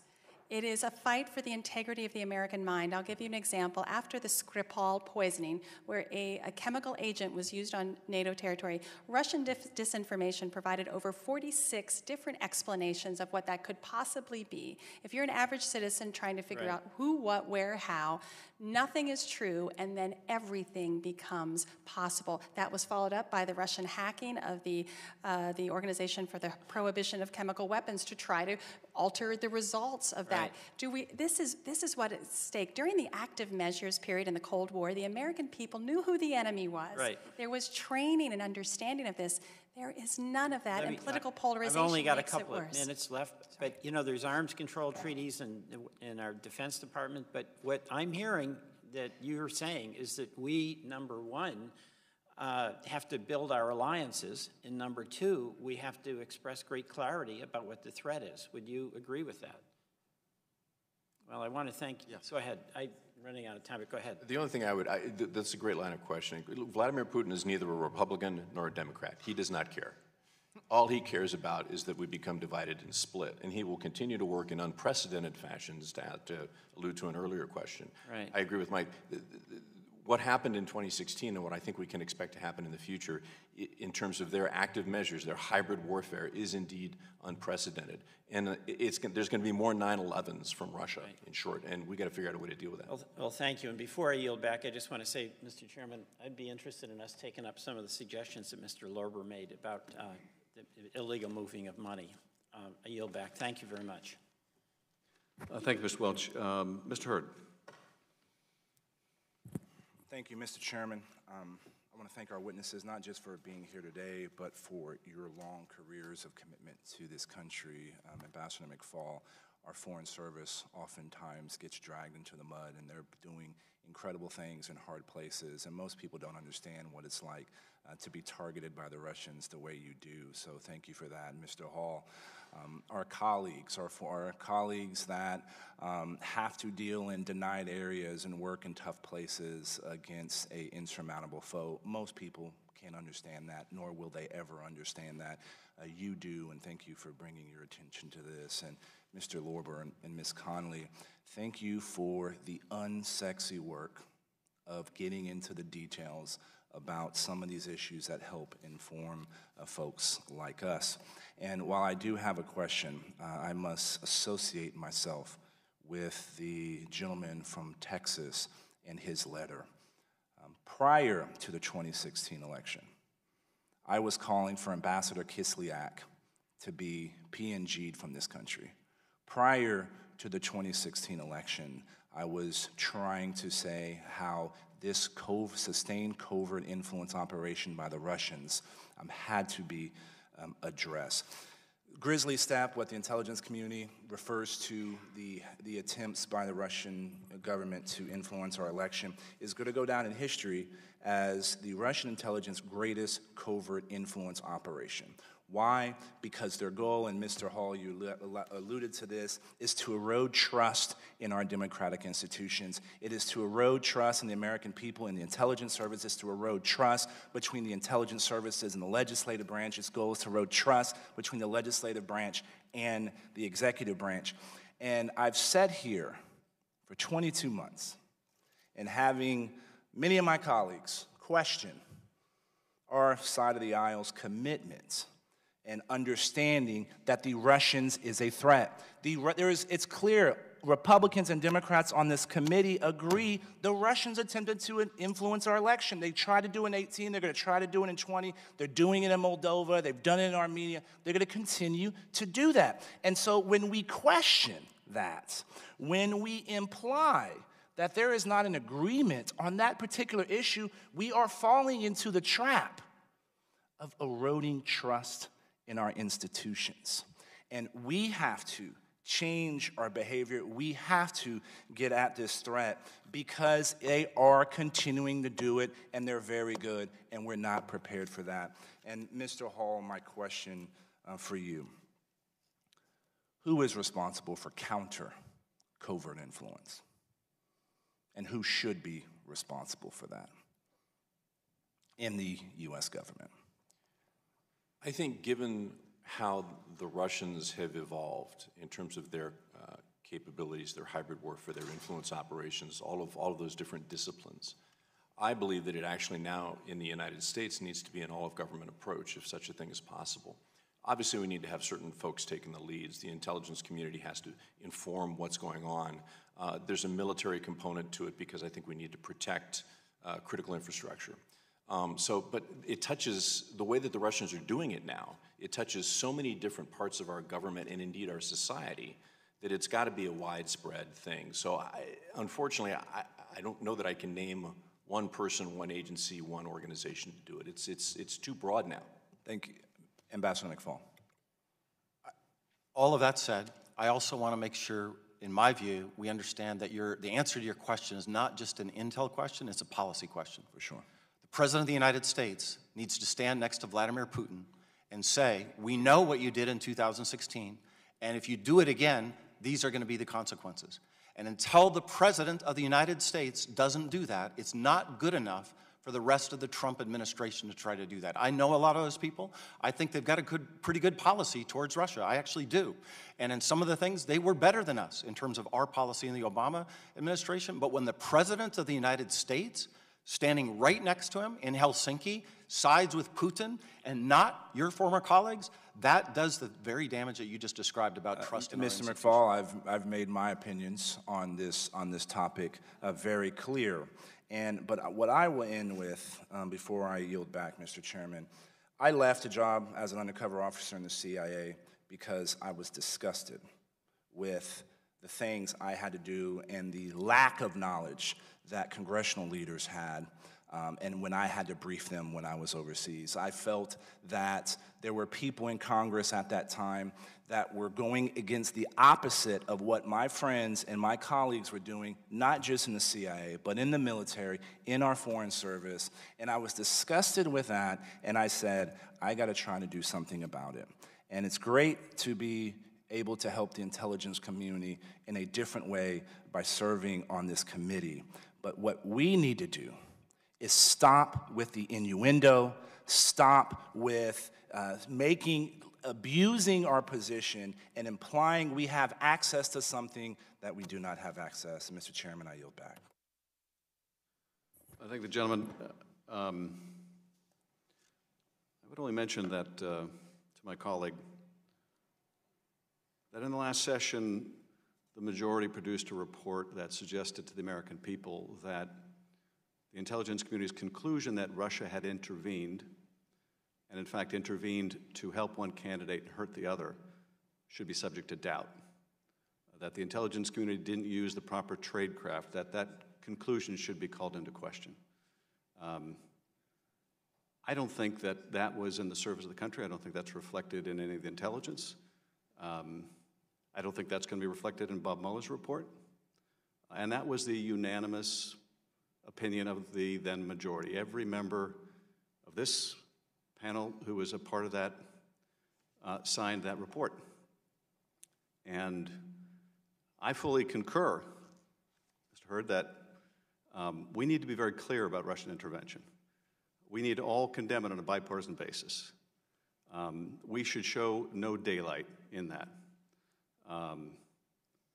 We'll never know whether that intervention was decisive in the election. I've never suggested it was. We don't know, and our intelligence community, though President has represented that that's what they concluded. That's not their job, and of course that wasn't their conclusion. It's beyond their role and their capability to predict election outcomes. Ambassador McFaul? Would the gentleman yield to yes. Is it normal within the Directorate of Intelligence, or I guess it's now the Directorate of Analysis, for a senior analyst involved in a subject matter to be excluded from the review of all source intelligence on that subject? Mr. Hurd, you and I can carry on this conversation, or we can ask the experts whether they have any reason to question the intelligence community's assessment that the Russians intervened on one side and not the other. Shall we put it to the witnesses? I doubt they will have the opportunity to speak on classified materials, but I would love to talk about the process on how intelligence has been developed and how all source intelligence should be developed. And again, there is no question about the ICA assessment about the Russians' attempt to influence our elections.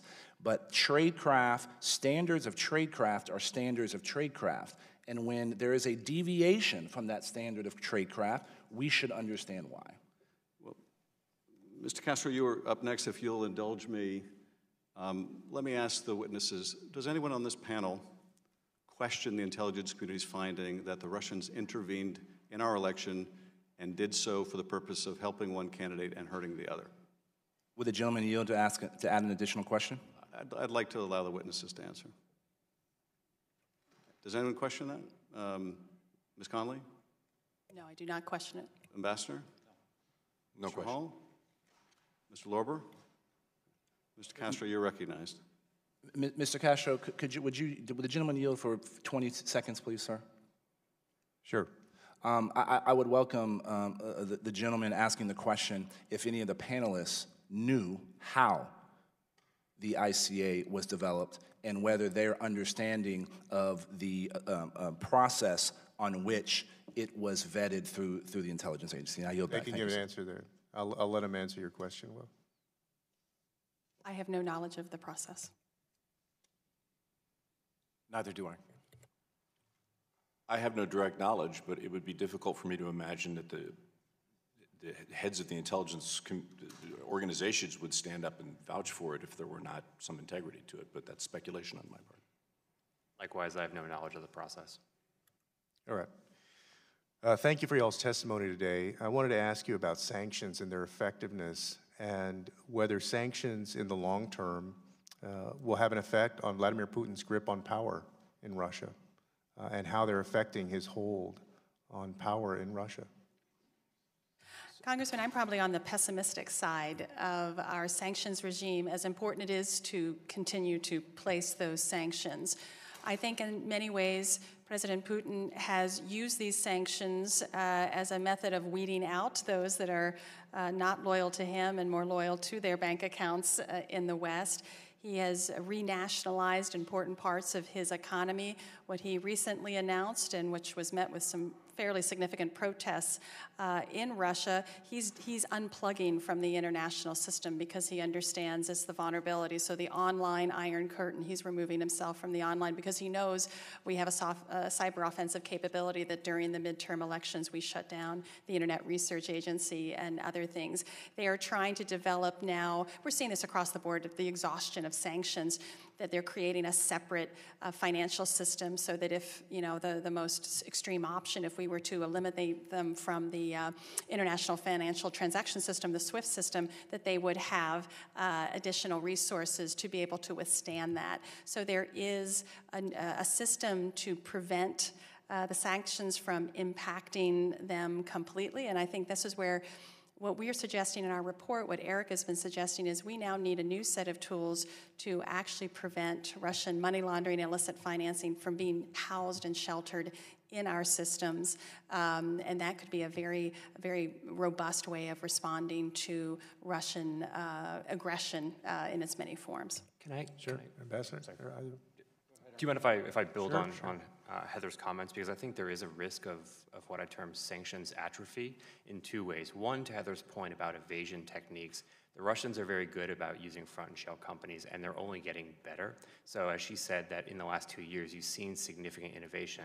The other issue which I think is important to flag in terms of the long-term consequences and long-term impact of these tools, in Russia in particular, is that the longer that the European Union maintains its sanctions program, the less likely that over time they're going to renew. The way the EU sanctions work is that there is a 6-month period, and at the end of that 6 months, they have to renew these sanctions, the sectoral sanctions they have in place. As time goes on, and as the sanctions don't seem to be having a significant impact and change in Russian behavior, you're hearing increasing calls from particular EU member states to not renew. And because it's a unanimous decision that's required in the EU, if there is the opportunity to peel off 1 or 2 significant European countries, you could see a significant fracturing of the transatlantic unity on the sanctions regime.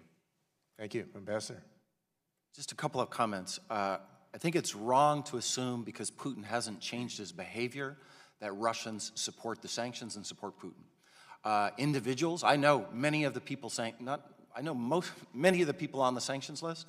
I have to see them in third countries now, as I already talked about, because I'm on the sanctions list. But I think it's important to understand that there's a real division among them about the wisdom of the belligerent behavior that Putin did and that they're suffering for it. They'll tell you that privately, but for all the reasons we've been discussing for the last couple hours, they would never do that publicly. But remember, that sentiment is there among the elites. Number 2, polling data in Russia is flawed. Most of the polling companies are controlled by the government, and remember, it's a heavily surveilled country. So when you're sitting out in Novosibirsk and Ivan Ivanovich calls you from Moscow and he says, hey, what do you think of Putin? There's only one rational answer to that, right? You support him. That said, even with that flawed data, his numbers are going down. The rallying around the flag effect of the war in Ukraine and calling us the enemy because of sanctions, that is dissipating. And in Russia, they talk about it, the divide between, the fight between the television, which is the propaganda, and the refrigerator. And I would never be so unwise as to try to predict when that moves in a way that changes his behavior, but the numbers are moving in this way, and there's a real despondency, both among elites and growing in society, about this period of stagnation that Russia is in. Thanks. Are you back? Mr. Maloney. Thank you, Mr. Chairman, and thank you for your dignity and strength in the face of some truly ridiculous remarks that were made this morning. And I think it's ironic that our colleagues on the other side bristled at the notion that they didn't care as much about Russian influence in our elections, or malign influence generally, and yet not a single one of them remains to join the conversation with some of the leading experts in the world. I think that speaks volumes. And I also think that if their position is that the improper, unethical, and unpatriotic conduct of the president wasn't criminal, and that therefore is some cause for celebration, well, I just have a very different view of it, and I, for one, appreciate very much the temerity you've shown to ask some questions about that in your role as the chairman of the House Intelligence Committee. Gentlemen, and Ms. Connolly, thank you so much for your appearance here today. We really do value your expertise. We depend on it. Thank you for your service. My question is to Ambassador McFaul, but anyone should feel free to answer it. You spoke earlier about the prescriptive measures that we should be taking. What would those look like? If you were advising the president today and that president was going to follow that advice, what were the top 2 or 3 things you said we are not doing now that we should be doing? Thanks for the question. We'll have a big report with a group of Stanford colleagues coming out shortly, and I'll make sure everybody gets a copy of it. We briefly summarized it in a piece in the Washington Post, which I'll make sure everybody gets. It was published yesterday with one of your members, by the way, Ro Khanna, and my colleague Alex Stamos, who used to be the head of security at Facebook. Let me just go through a couple of the things, starting with the most important, cybersecurity infrastructure for our electoral infrastructure. We've done some measures, but not nearly enough in order to make sure that the votes that are cast are the ones that we are able to count. And even on the voting rolls, by the way, remember, Russia doesn't have to do, and I don't want to say Russia, Putin, because it's not all Russia. And by the way, not all Russians, let me just add a footnote to something I said earlier. I want to correct the record. I think it's very important to remember that not all Russians are corrupt. There are many Russians doing legitimate business with Americans, and we need to be careful to be precise when we're talking about that, because I was not precise earlier. But back to this, Putin doesn't need to steal 78,000 votes, right? All he needs is for a few thousand people to show up to vote and their name's not on the roll, and then there's camera crews and there's what's going on. That will undermine the integrity of the election, and we have done very little on that. Number two, basic cyber hygiene for people that work on campaigns. I don't want to put people on the spot, but there are very, very simple things one can do. Dual authentication is the most basic, that are not required by law or even norms. That's an easy thing that we should do.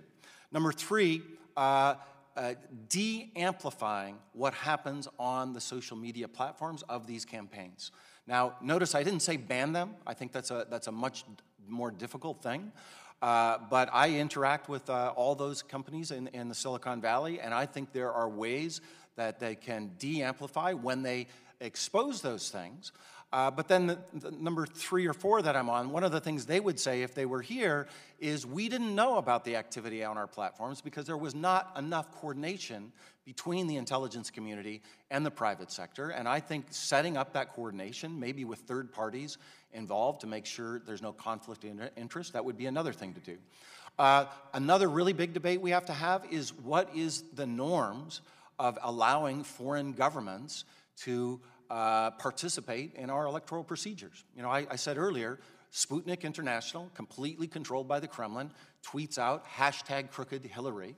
That's obviously trying to influence a campaign. What do we do to prevent that kind of activity? I could go on, but those are very helpful. But I guess I'd invite you and the others should feel free to join in terms of more significant responses by the U.S. government. I mean, those are prophylactic measures that make a lot of sense to me. But should we have a red line on cyber attacks in this country? Should we make it very clear that if a bomb went off at the DNC and the Russians did it, they would expect a response, and if they engage in this kind of activity, that they should expect a response? And what could that look like if we were truly committed to bloodying their nose so they didn't do it again?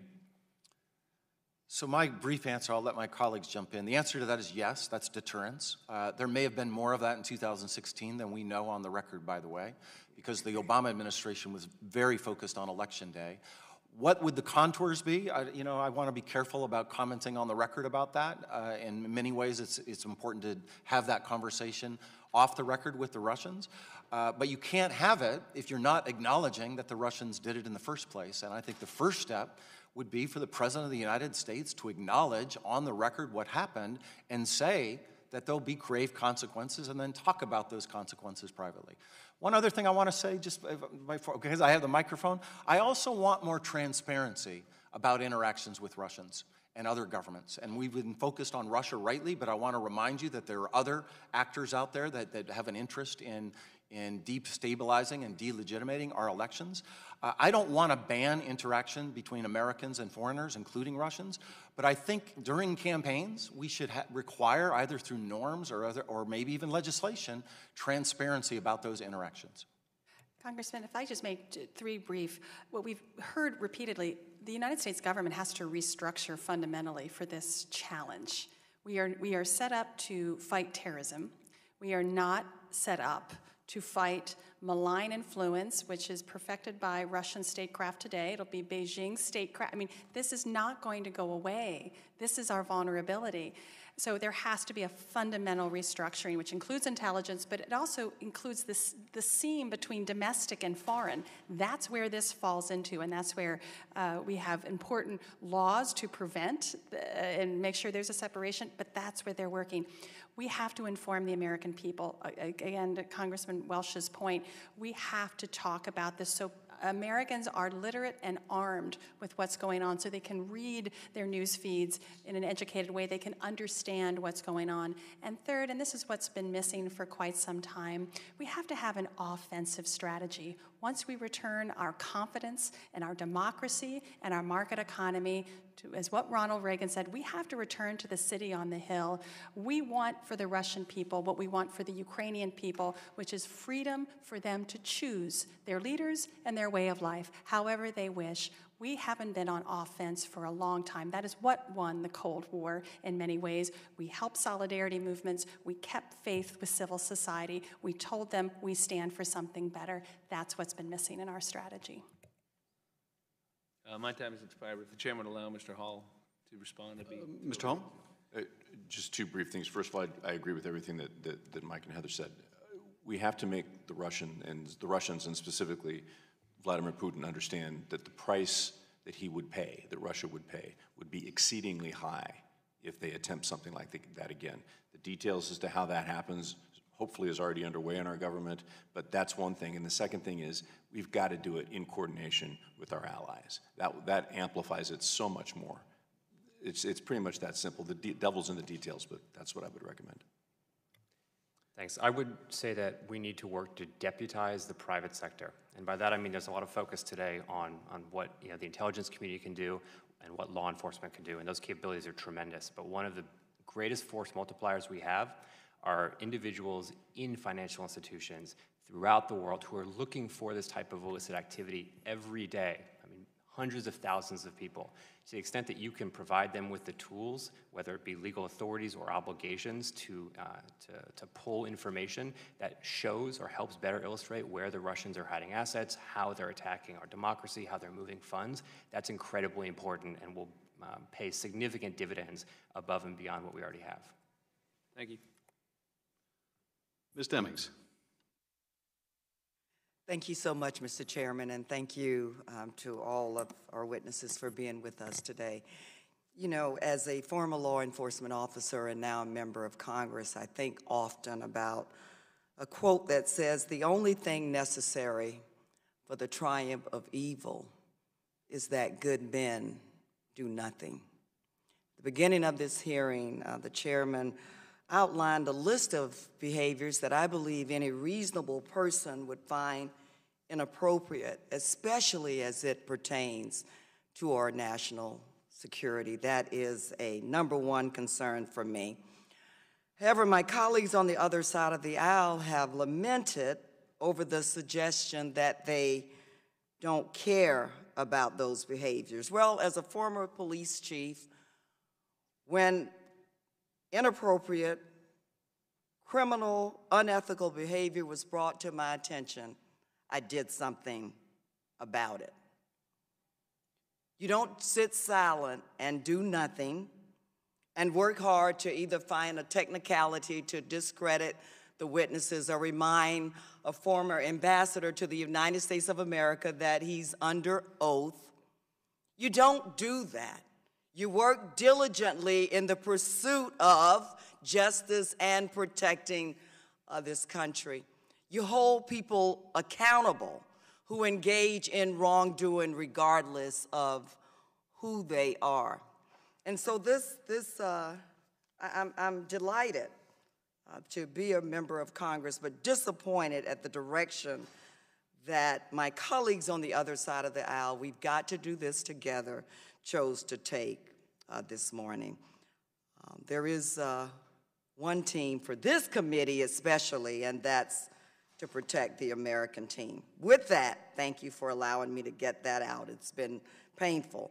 Ms. Conley and Mr. Hall, are there any notable instances of the Kremlin using malign financial influence abroad that have not been discussed yet, that we haven't had the time to discuss, that you would like to? Well, the report that we've passed out to you, it really dives into at least the use and focusing on concentrated sectors of energy, finance, real estate, how it works, how it metastasizes.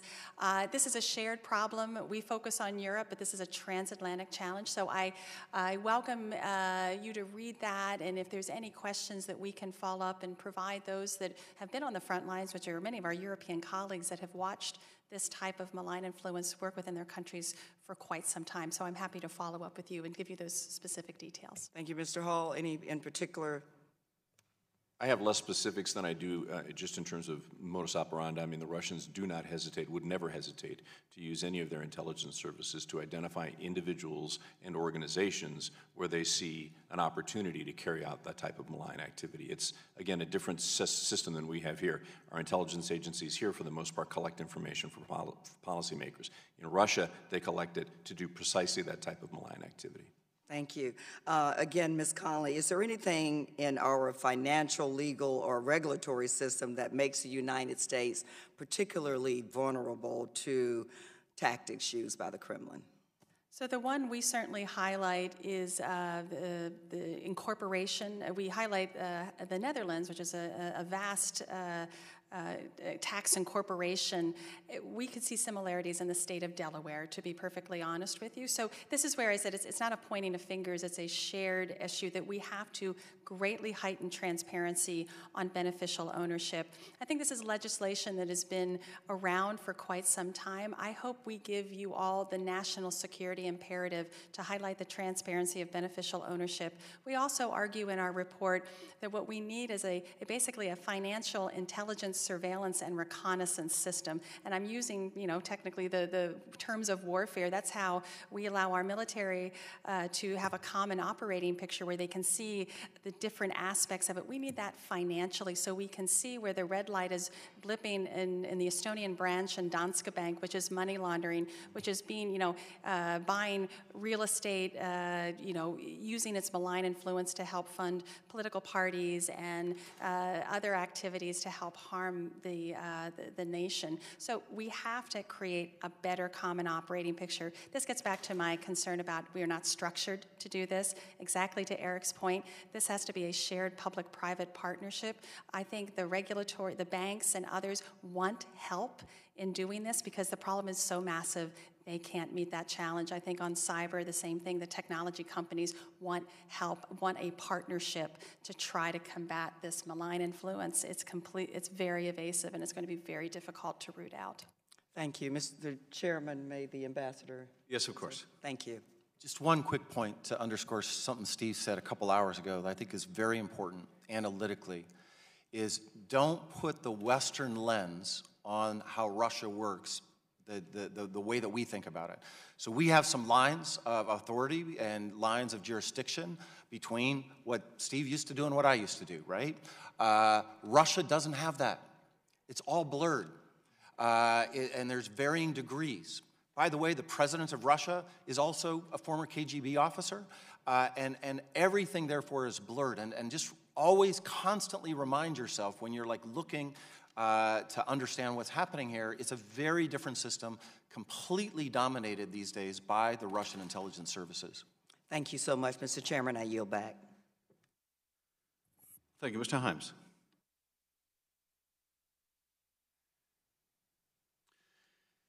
Thank you, Mr. Chairman.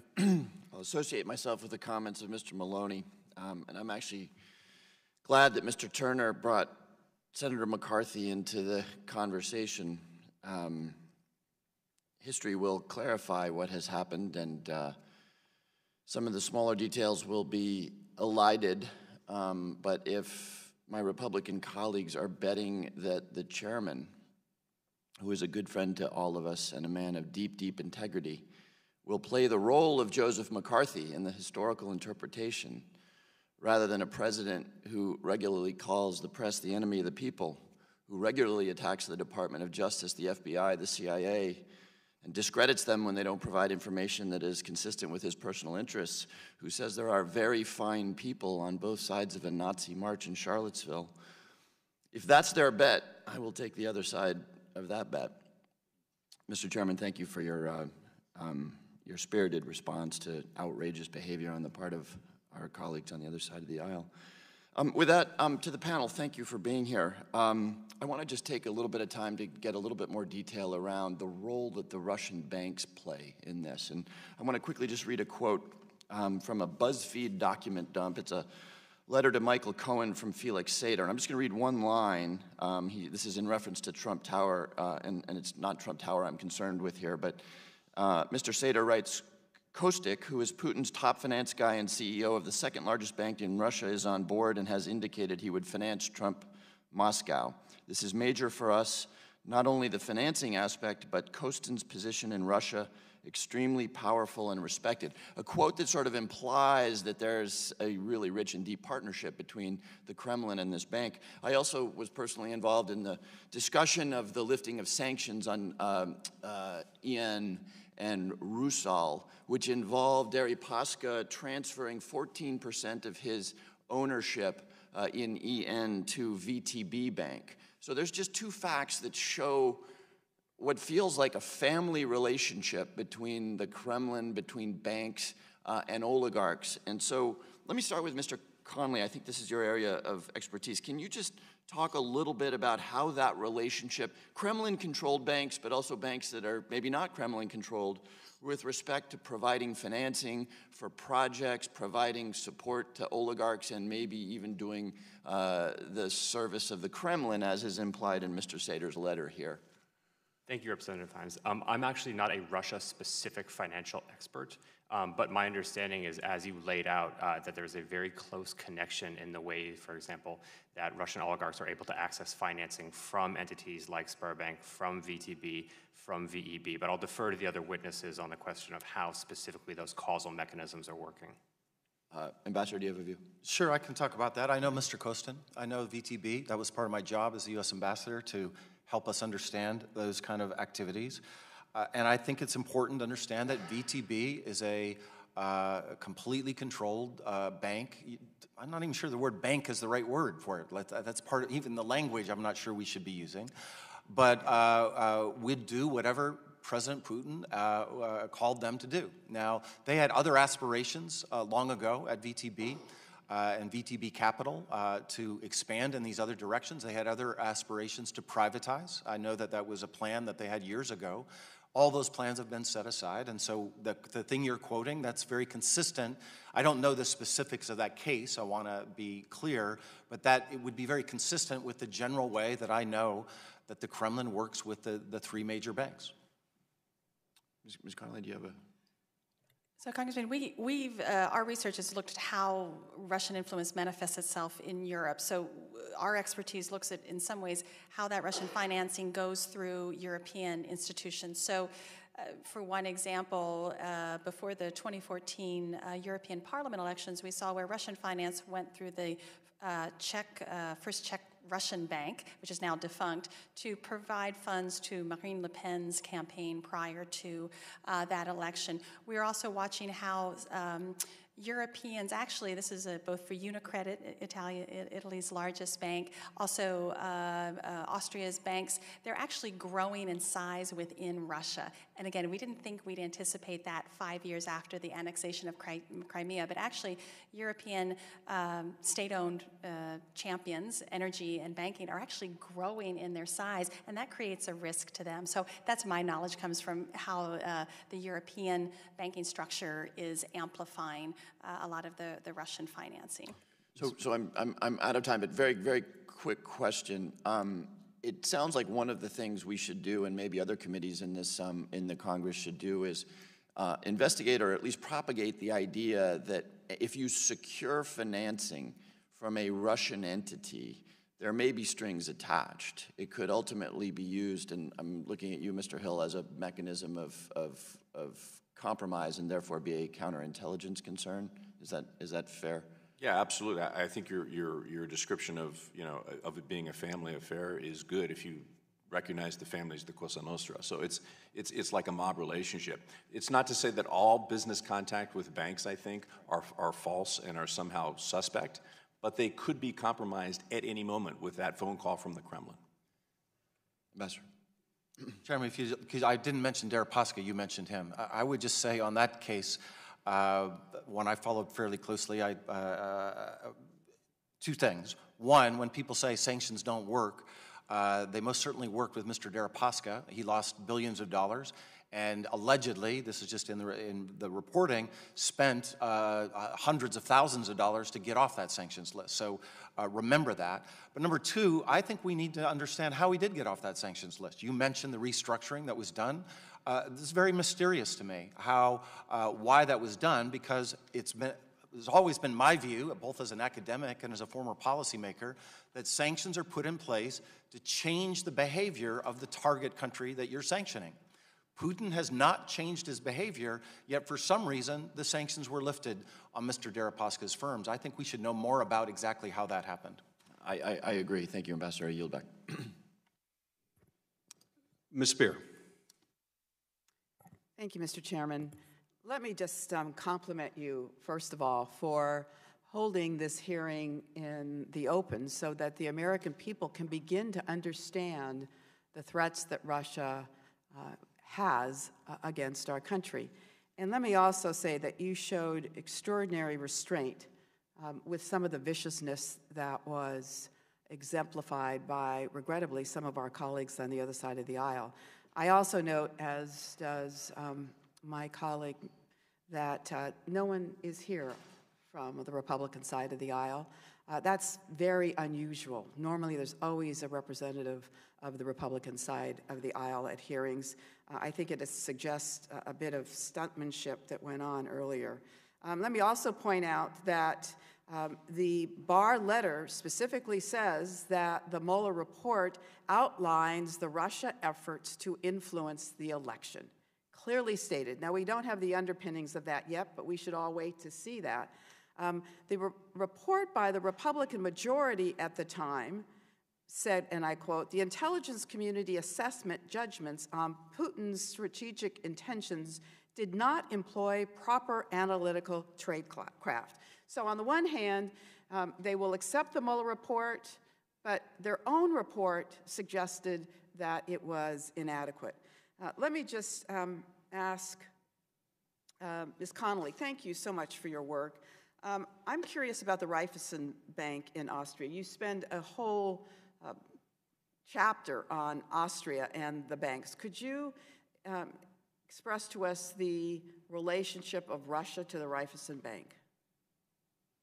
So again, it's a general pattern that we see a close relationship that has been in the makings for decades. And this was in some ways Austria's very unique role in being, as they say, neither east nor west, neutral. And they were able to do quite a bit of trade. What we're seeing in the banking structures is really Austria's ability to amplify that Russian funding and take it elsewhere within Europe. So Austria is very powerfully placed their banking system across Central Europe, in the Western Balkans. And this is, to be honest with you, why we did the second research book, the Kremlin Playbook 2, is that we kept seeing Austrian firms, their banks and their energy firms repeatedly appearing throughout our first research. So we wanted to take a deeper dive in two types of banks. Raiffeisen Bank, because of its size and its great importance to the region, amplifies non-transparency,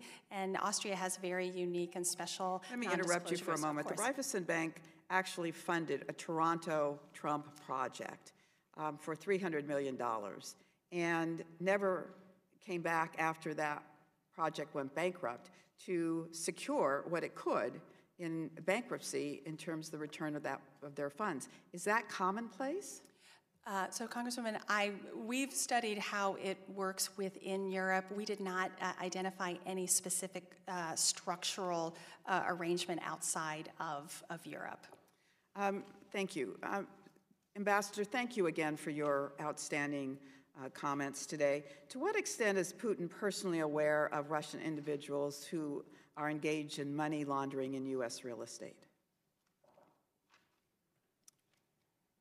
I don't want to speculate. I don't know for sure. He most certainly wouldn't share that information with me personally.